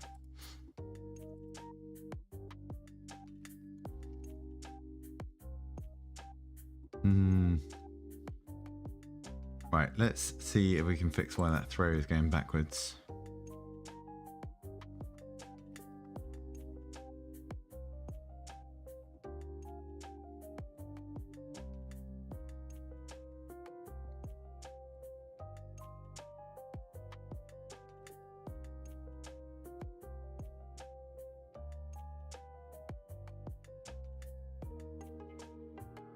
Right, if we're facing right, we're throwing apply force.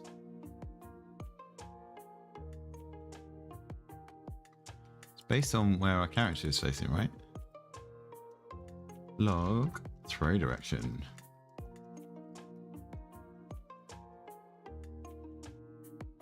And where's our slam strength? Let's get rid of the log for that. It's in here somewhere. There we go.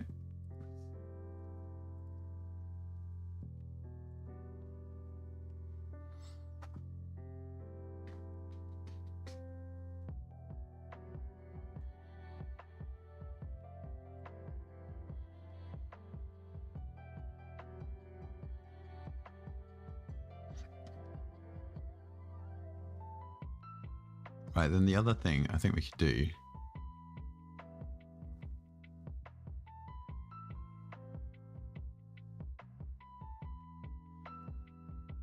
we could probably have a spawn. Let's have a look at that spawner script. Enemy spawner.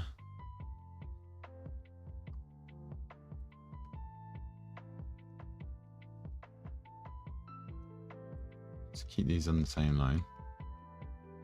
Do you have serialized field private? I think it's just the same thing.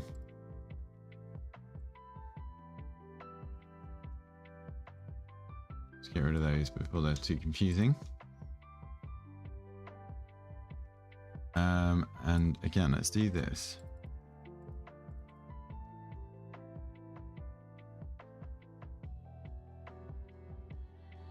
So when it tries number to spawn,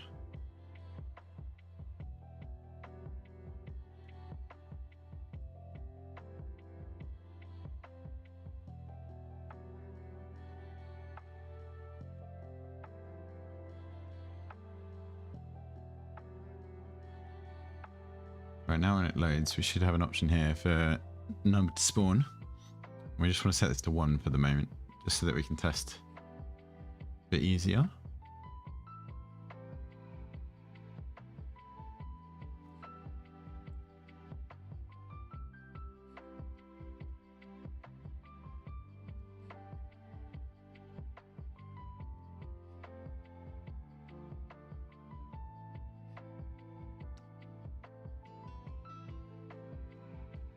Right, yeah, that's the throw direction of 1.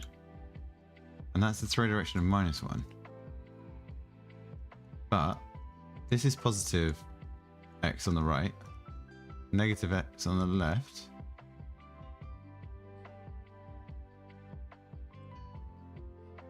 So why is it throwing the wrong direction?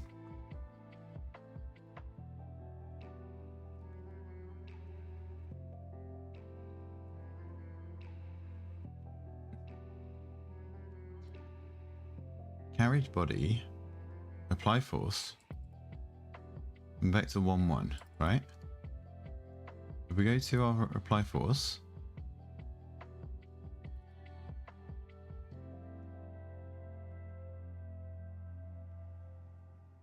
rigid body, apply force, direction times power, force mode impulse.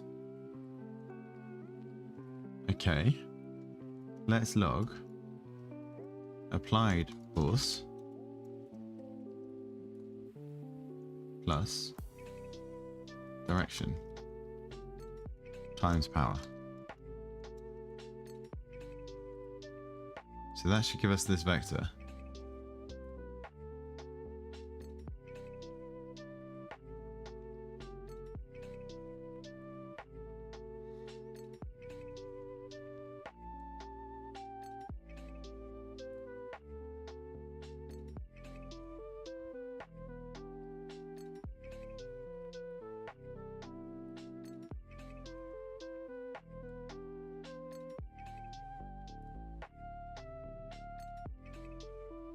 Okay, that's our jump power, that's fine. Right, when we grab, that is the correct applied force. That is the incorrect applied force. Wait. But no, that's the correct.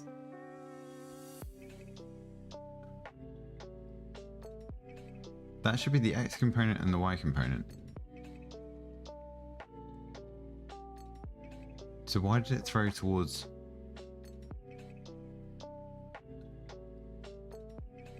Let's just double check. That is X positive, right?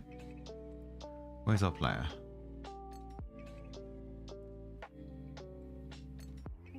Yeah, that's positive X. That's negative X.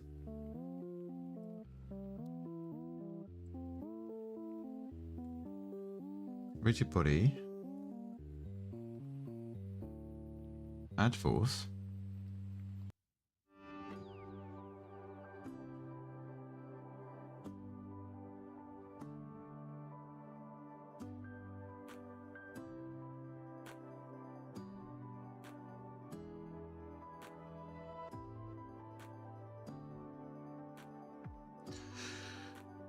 Yeah, because when we jump straight up, that's the X value is 0.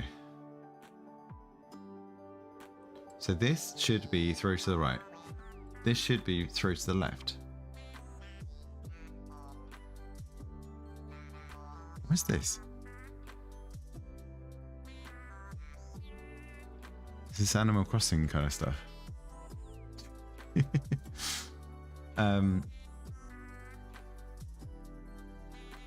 Well, that, you threw me in the right direction there.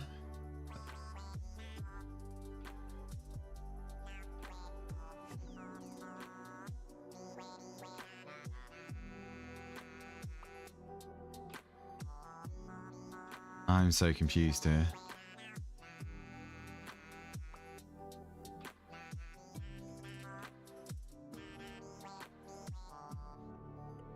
Right, add force. The correct direction and power.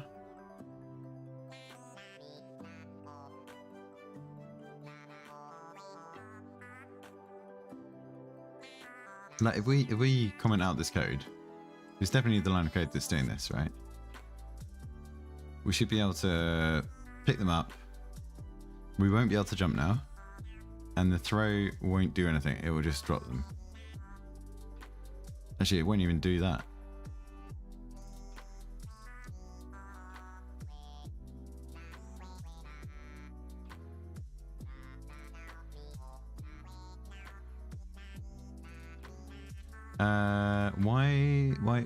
Why are we getting applied force? Oh no, sorry. We're getting the comment here, but we're not getting the actual force applied, right?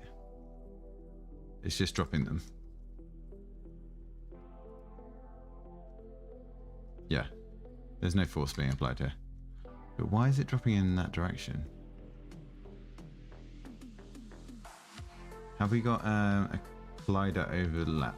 Is that what's happening? Player and enemy.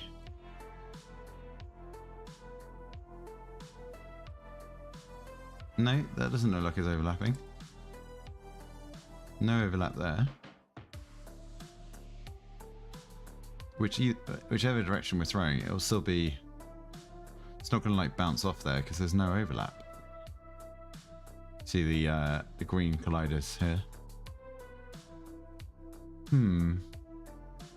Right, okay, so Unity apply force.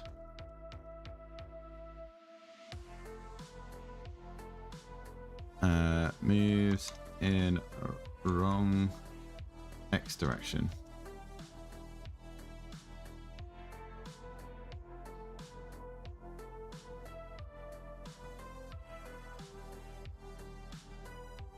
Is it add force?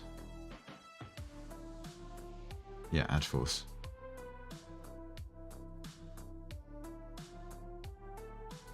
Hitting targets, but for instance, if I swing forward and hit a target, it moves backwards. Swing left, the object moves right. Swing right.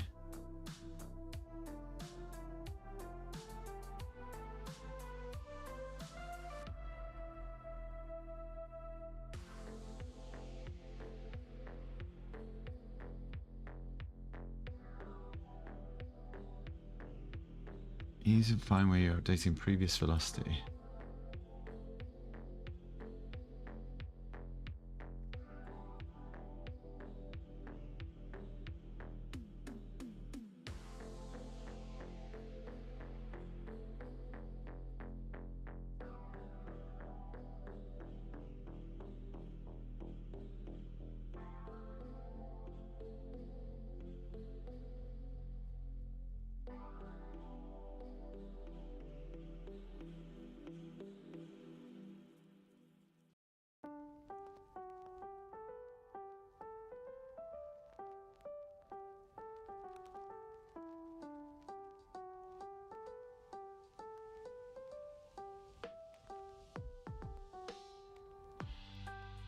I'm not using more than one collider.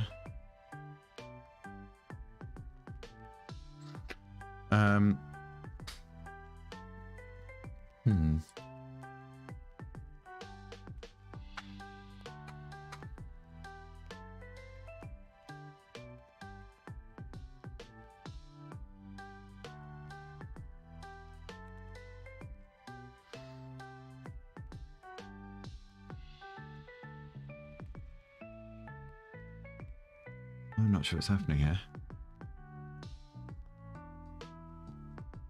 Right, I'm going to have a little think about this. I'm going to do another screen break. Let's try and figure out what's happening here.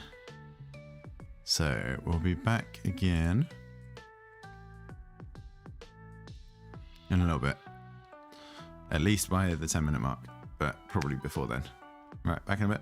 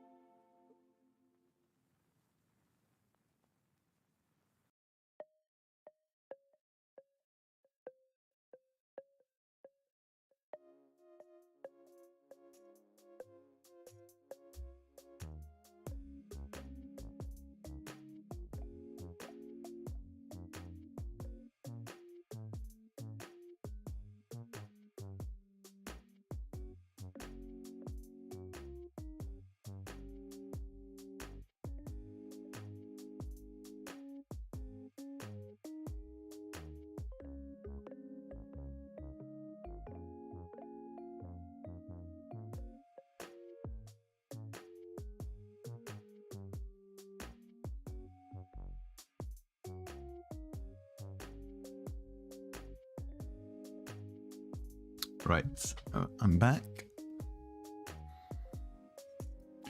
I'm still not sure why this is happening though, so this could be a tricky one to figure out. So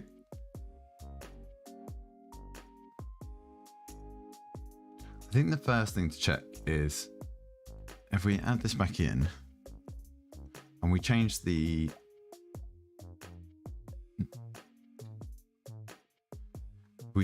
grab. Where are we doing the follow?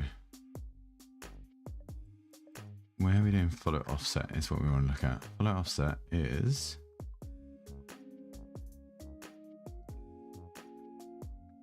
here, here,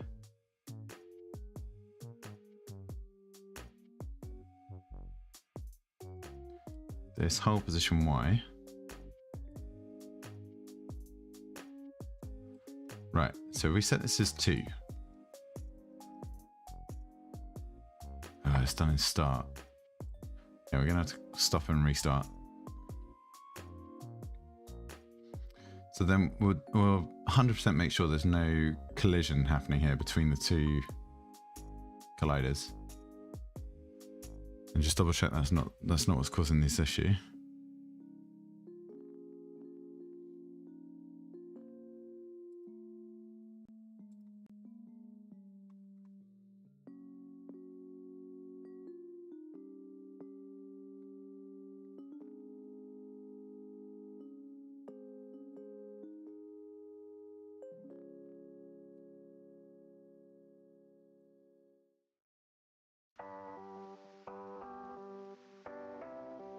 Right. Still throwing the wrong direction, right? Applied force is negative. So it should be throwing to the left. Why does it go to the right?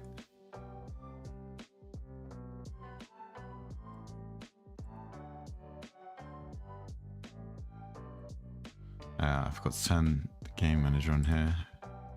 Enemy spawner 1.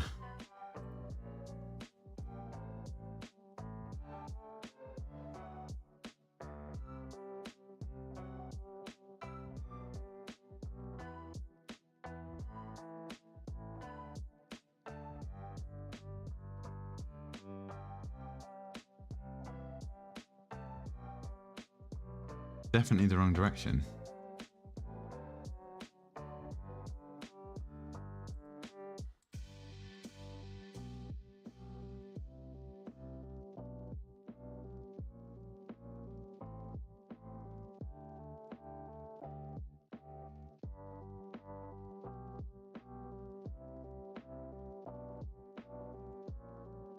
On both sides, it's the wrong. So anything that resets it. That is the right direction. That is the right direction.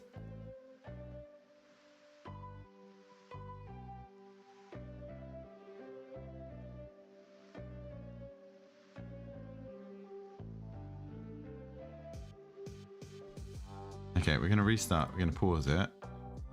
And we're going to just up the spawn interval to like 30 seconds.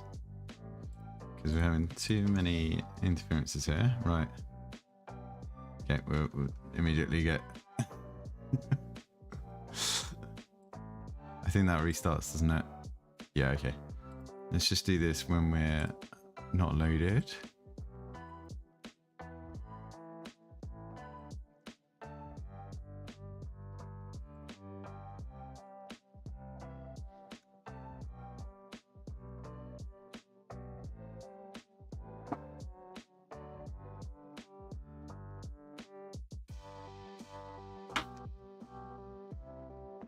Right.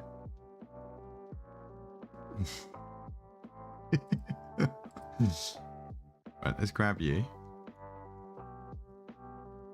Wrong direction. Wrong direction.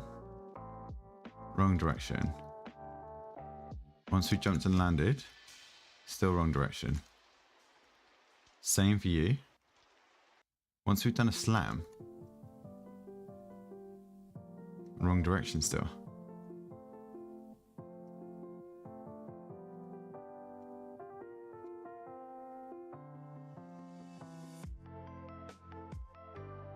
No.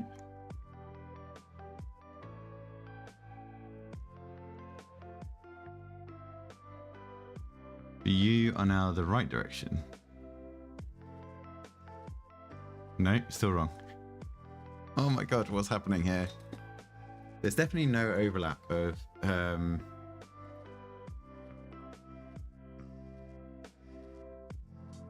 the colliders. You know, try and keep a close eye on this. Come on, next. Right. Your collider is there. My collider is down here. There's no way there's any overlap occurring here, so it's not collider based.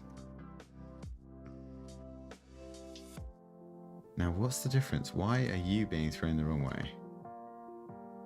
And now you're not. And now you are. What is going on?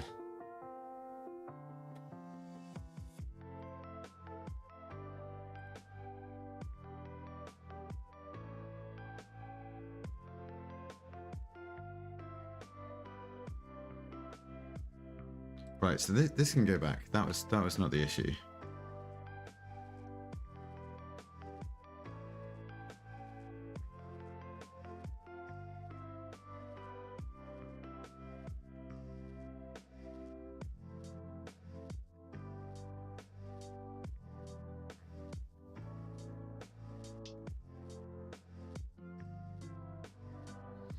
The issue is definitely on the apply force. I'm fairly certain.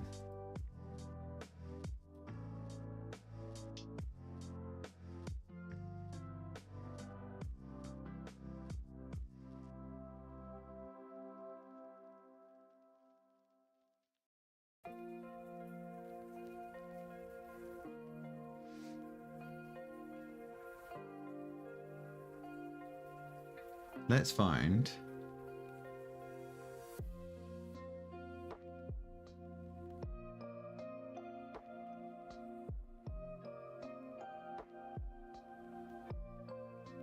are these comments here or not?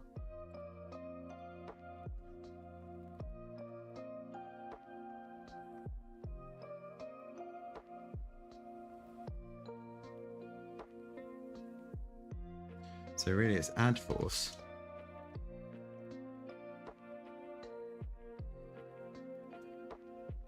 Wrong X direction.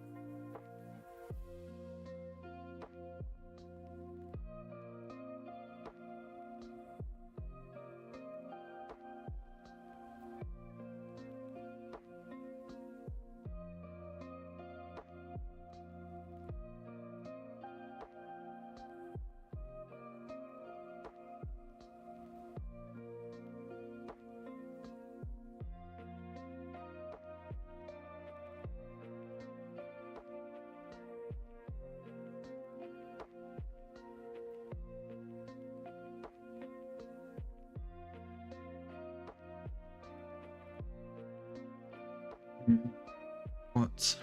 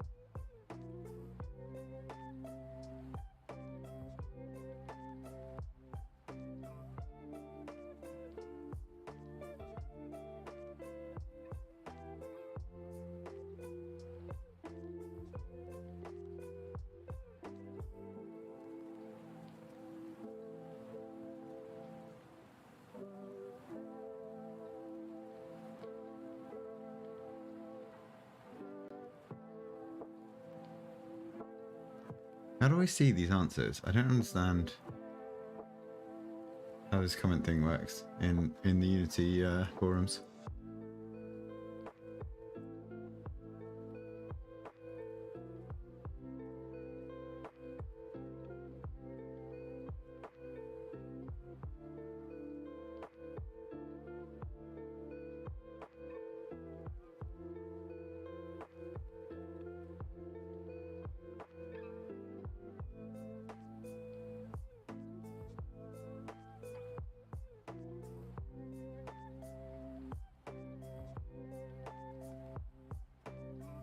Apply root motion on the animator's component.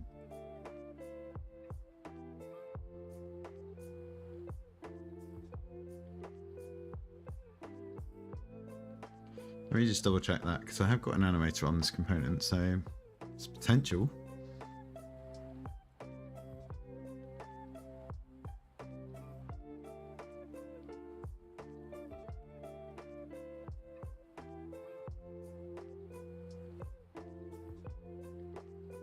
Okay, it is unchecked already.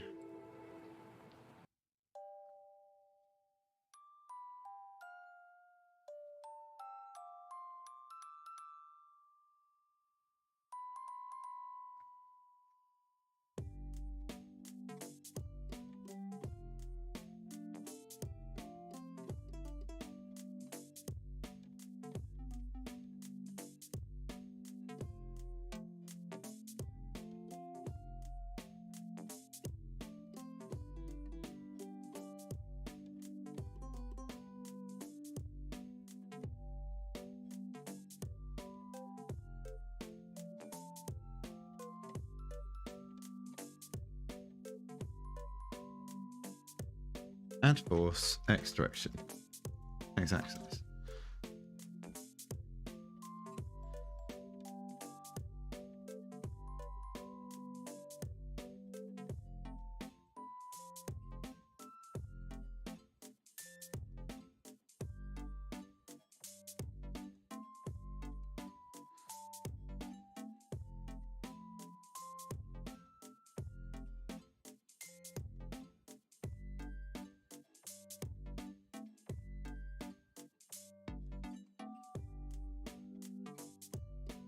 So I think this is the issue, right? So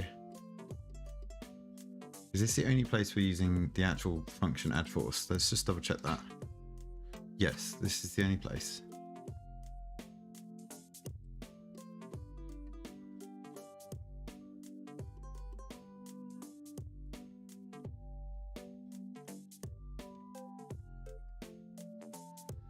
Now we are setting a velocity here.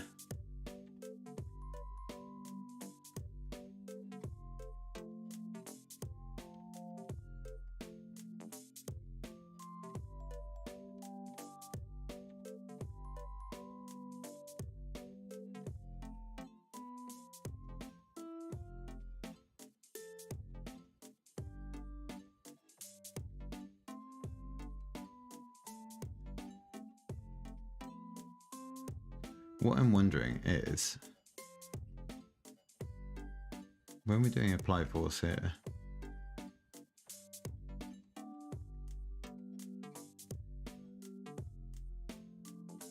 but we could also be doing this.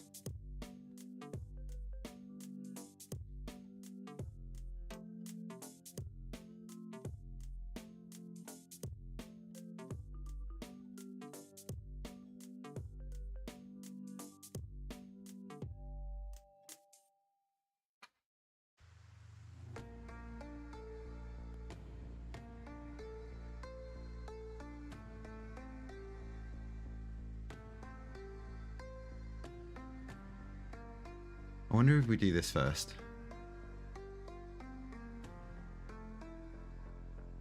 So if we throw something,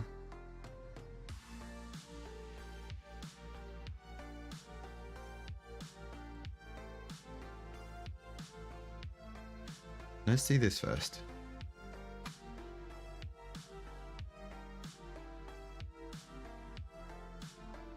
Right.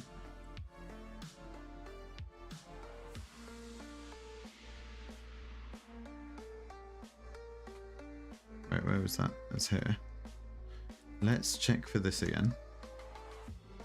And we want stop velocity X. What does grab do?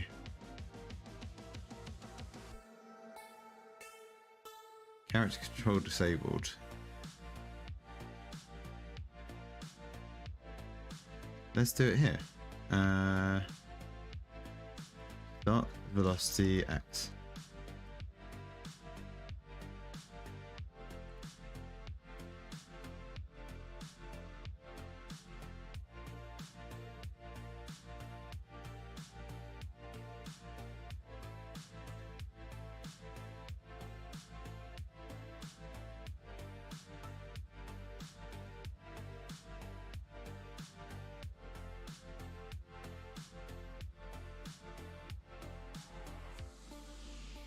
And then our movement here.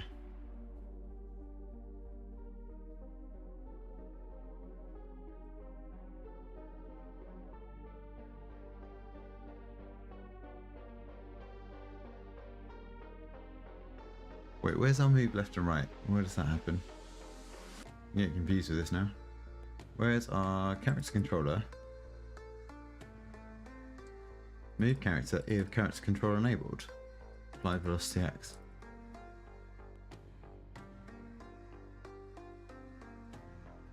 So it can only happen if character control is enabled.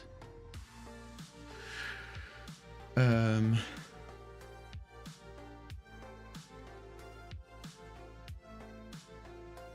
grab disables character controller. Yeah. And where else are we doing this? The throw. But that'll be disabled there as well. Okay, let's give this a go. And I think we might have to wrap up with this though.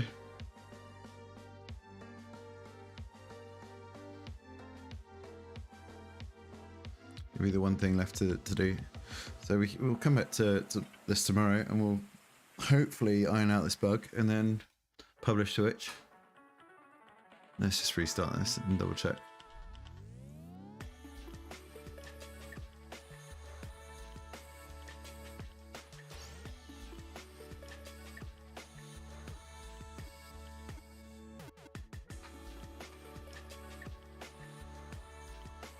Right, that looks alright.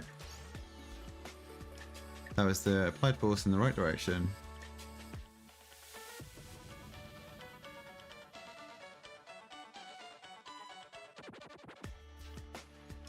That was applied force in the right direction. Where's our game manager? Let's cut this down to 20.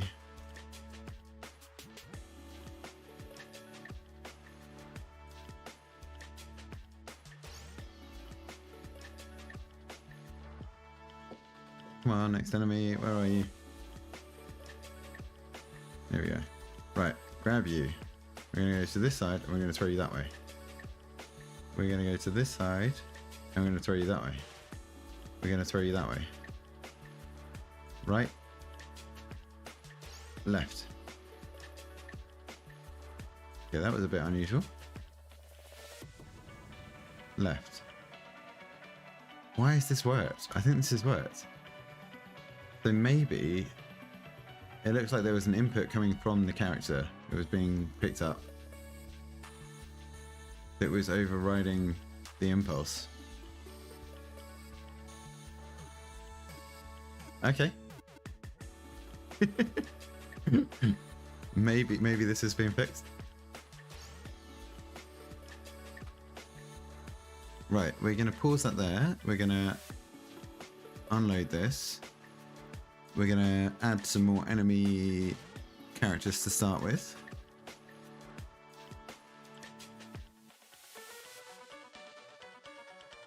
We're going to start with 3. This one, going to move it across a little bit.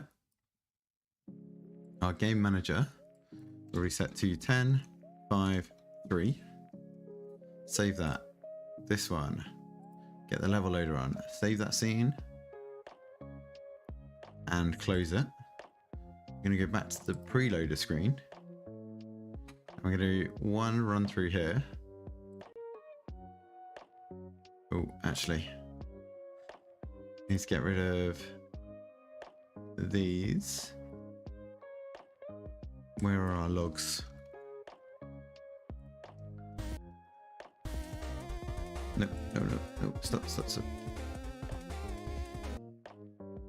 Let's mute that for a minute. Don't want to get a strike again.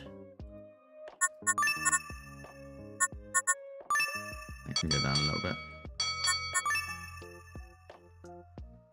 Right, any other logs? Log throw direction, don't need that.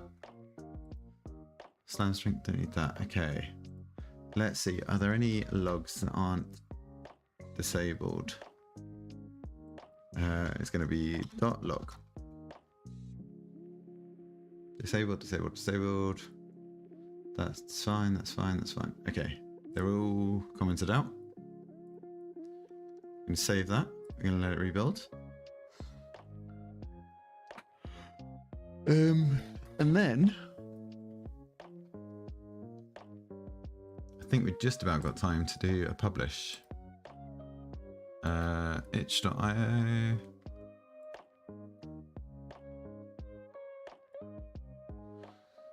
Actually, that's fine. There's nothing secret here.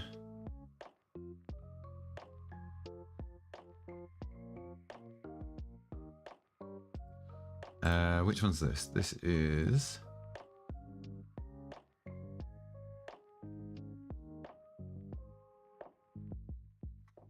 Let's just double check.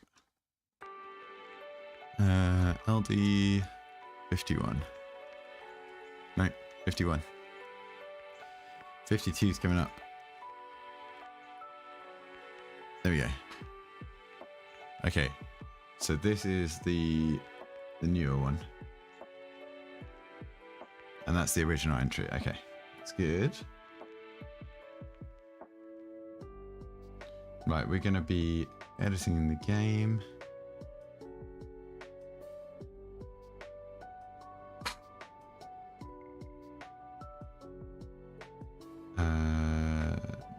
That's fine.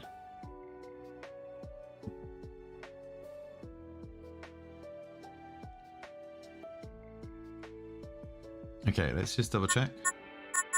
We start, we play.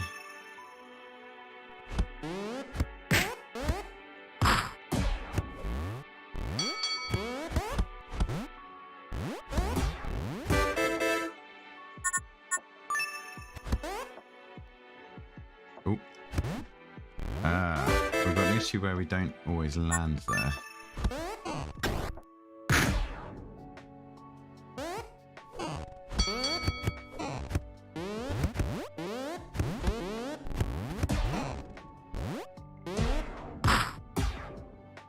That appears to be working as intended. Now, obviously, the slam attack is pretty strong. Like, if I was doing this as a proper full game, you'd have to like earn up a crit slam or earn up a slam attempt or something.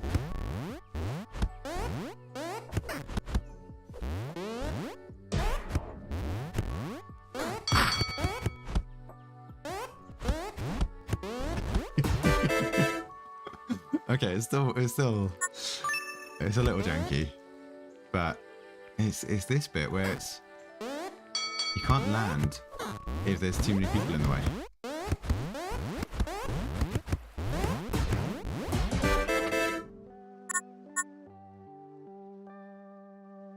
I know what needs changing there, and it's a very simple change. It's going to be in the prefab, in the character. We just need to edit the collider.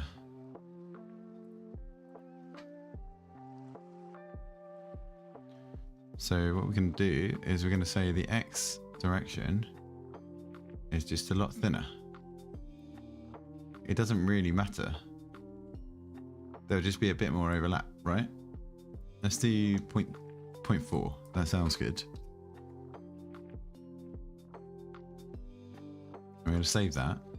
And then if we go back to our other scenes, I think if we play here... Oh, no. got to mute. I've got to mute.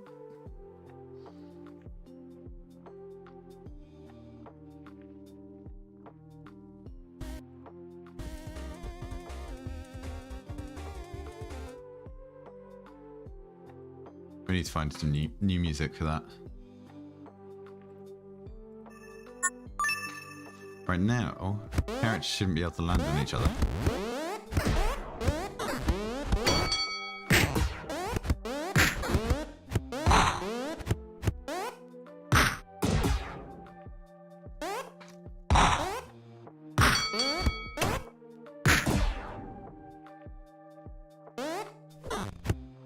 Right, then the only other thing is we want the little indicator to show which character we are.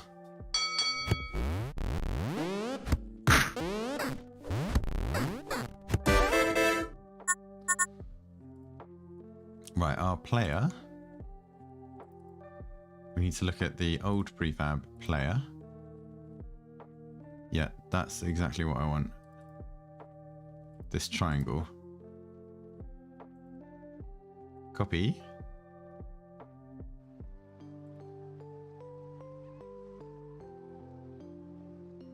Paste.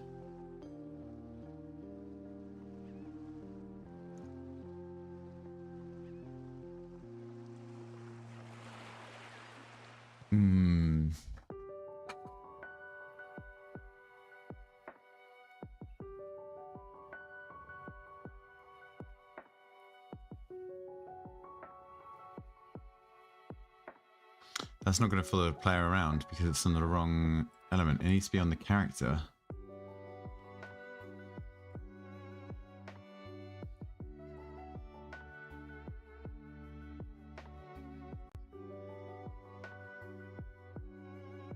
It needs to be like that.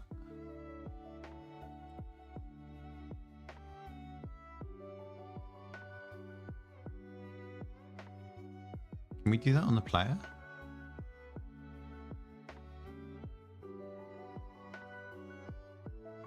Where's our game scene? Oh, does that just work?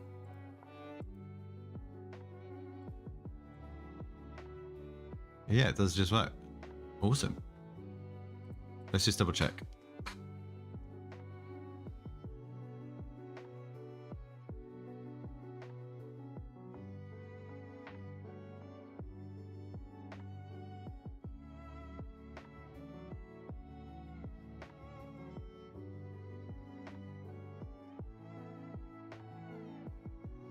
No, we haven't got sounds because that comes in at the preloader. Okay, there's still bugs. But it's pretty much there. I think I'm going to wrap up with that. Let's do preloader. Game scene has the level loader on. Yes, good. Preloader. Right, file. Build settings.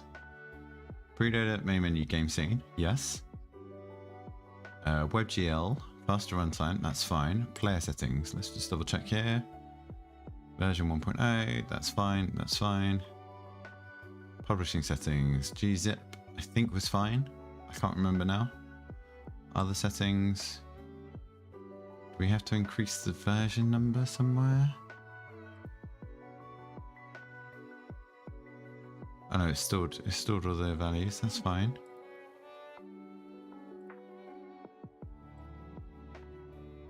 Okay, let's just do build and WebGL builds.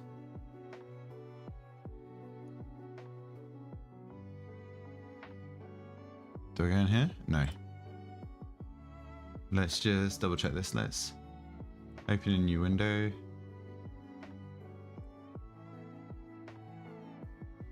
So what did we zip up? We zipped up the build, streaming assets, template data, and index. Yeah, okay. WebGL. Select folder. Yes. And we're going to leave that to run. This is going to take a little while now. So I kind of Let me just check what we're doing here. Error, compiler. What error?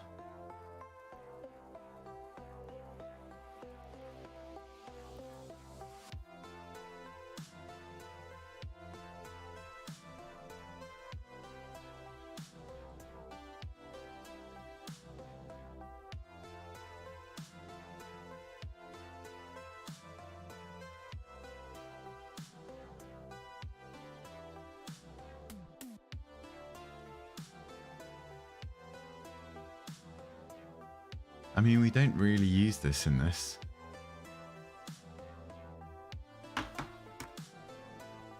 Texture importer. Why is it failing that?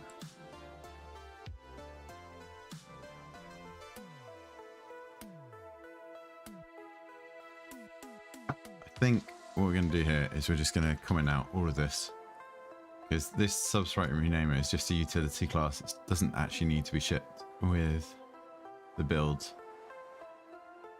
Let's give that a go.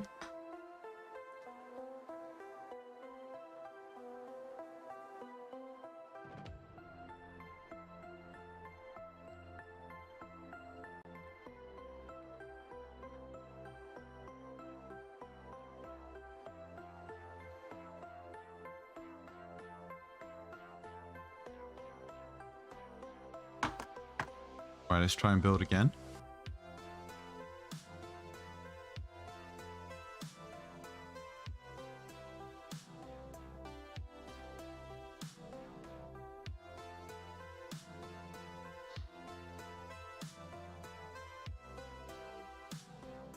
And while this is building, I'm going to do one last be right back.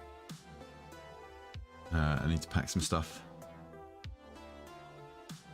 This will take a little while, so let's do that. Back soon. Don't need focus mode. And hopefully no errors this time. So I think it's probably going to take like 4 or 5 minutes at least. So good time to go and get a water or anything like that. But yeah, back in a bit.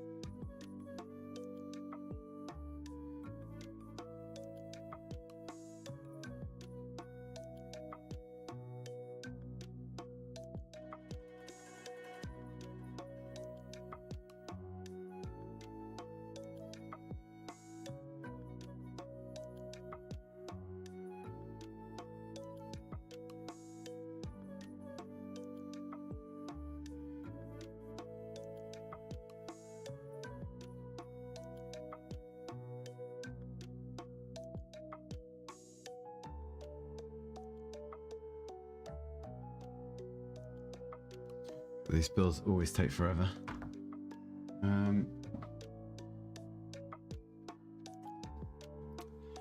Don't really want to do anything else though at the moment. I'm out this evening, so I need to wrap up as soon as this is done. But I do want to get this back up into itch.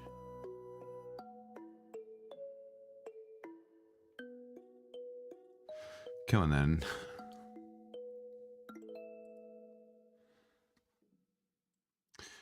Come on, Unity. Just gotta hope this build succeeds.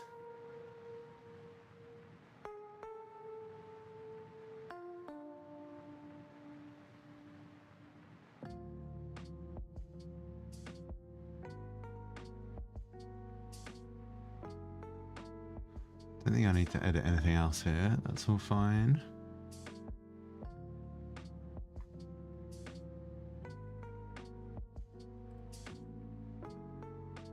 So just need to wait for it to finish building. Zip it up as 0.7.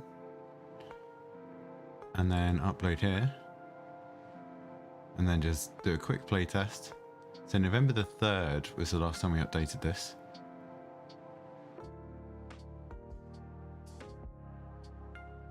But we've made a lot more changes since then. Managed to fix the rigid body stuff, that's all good. These can all be closed now.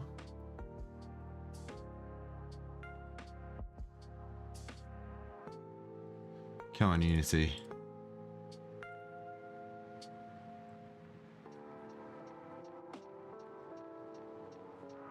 Twelve and a half minutes.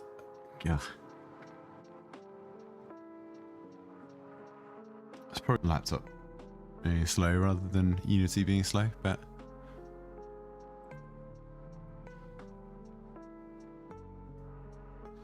we'll have to wait a little bit more.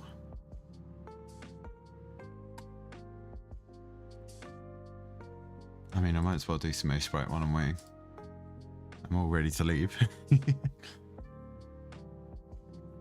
Right, we were trying to get this face correct because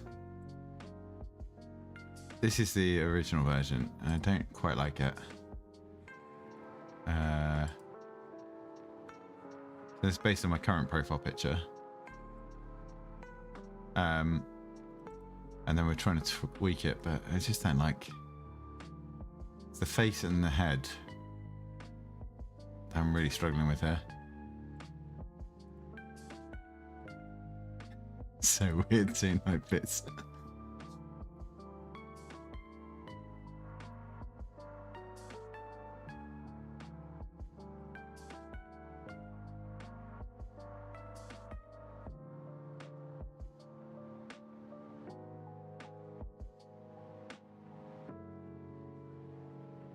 Let's just leave that up there so we can see it. And if we open up our Figma, I can show you the reference that we're working from here.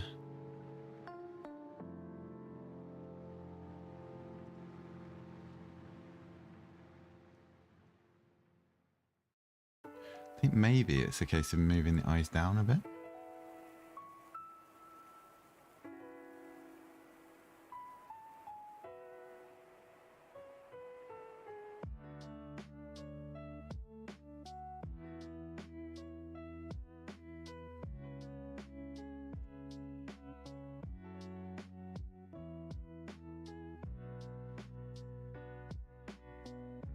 Maybe let's move this down one.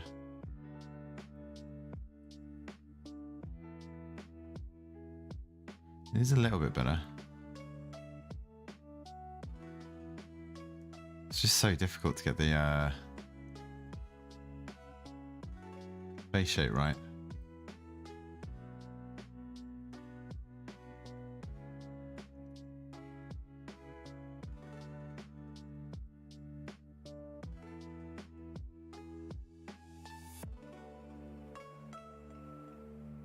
I think my eyes are too high up here.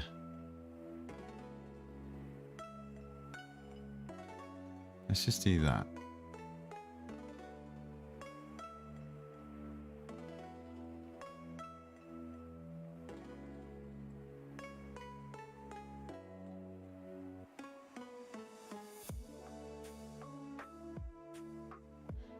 So if I leave it there, it's still one below.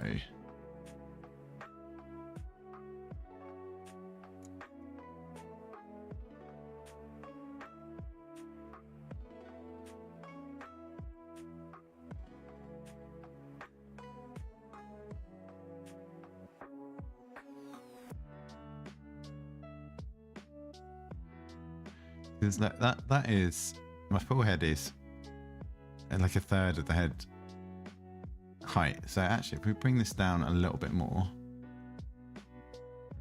let's just go all of this. We go down 1, 2.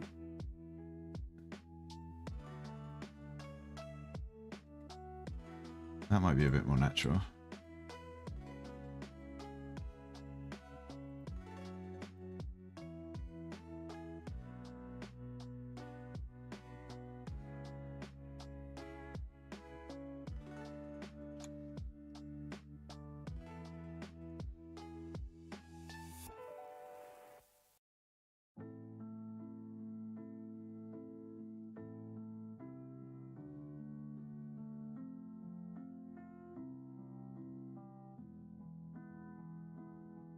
I mean, this is the distance we're going to see it at. That's 100% scale. So I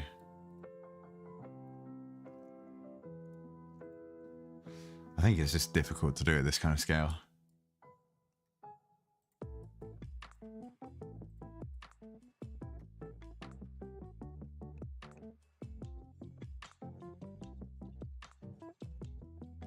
Ooh, that looks promising.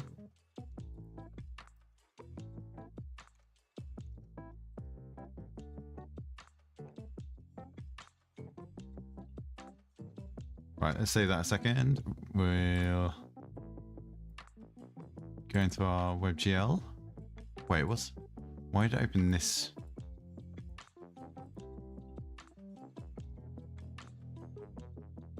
Date modified. None of them, okay.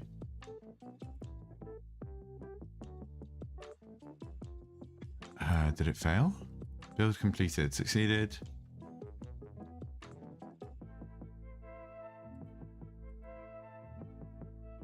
WebGL open.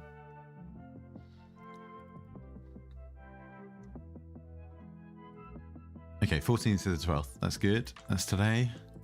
Stream assets. Okay, let's take all of you. We're gonna send to compress zip.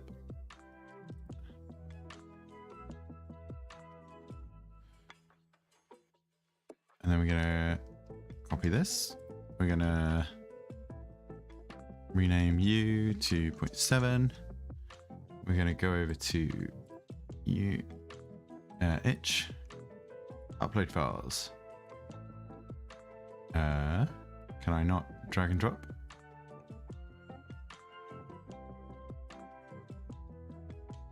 Okay. In that case, we copy here, you go here, open that folder, 0.7, open.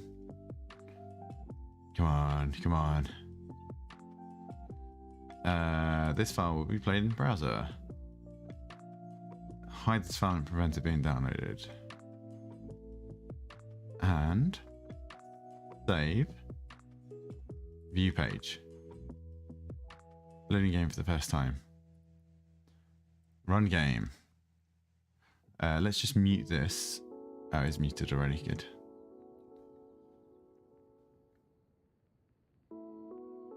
Right. Is this going to run correctly? Let's go options, turn this down. Then we can unmute. Sound is working. Do we have Queen characters? Yes, we do.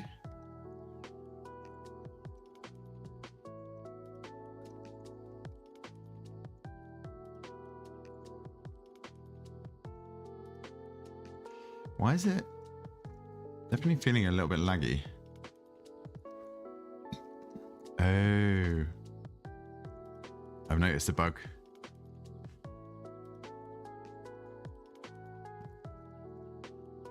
Oh, I'm stuck in the middle.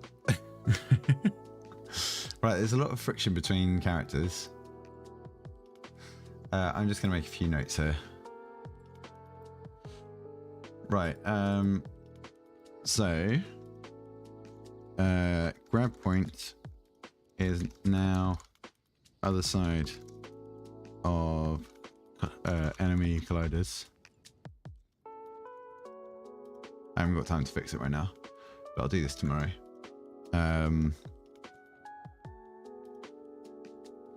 Maybe add space around characters to prevent not friction, what's the word? Drag?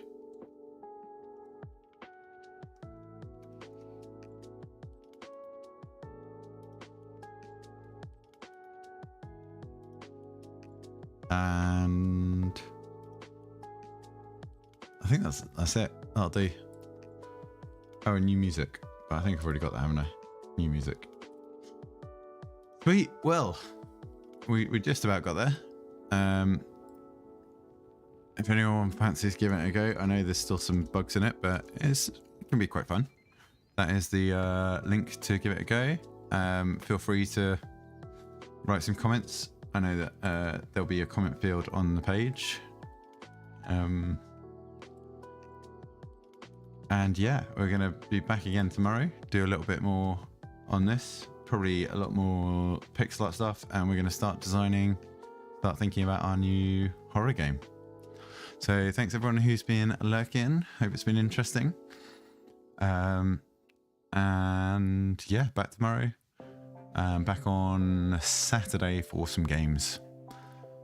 So have a good week, and I will catch you guys later. Cheers and bye.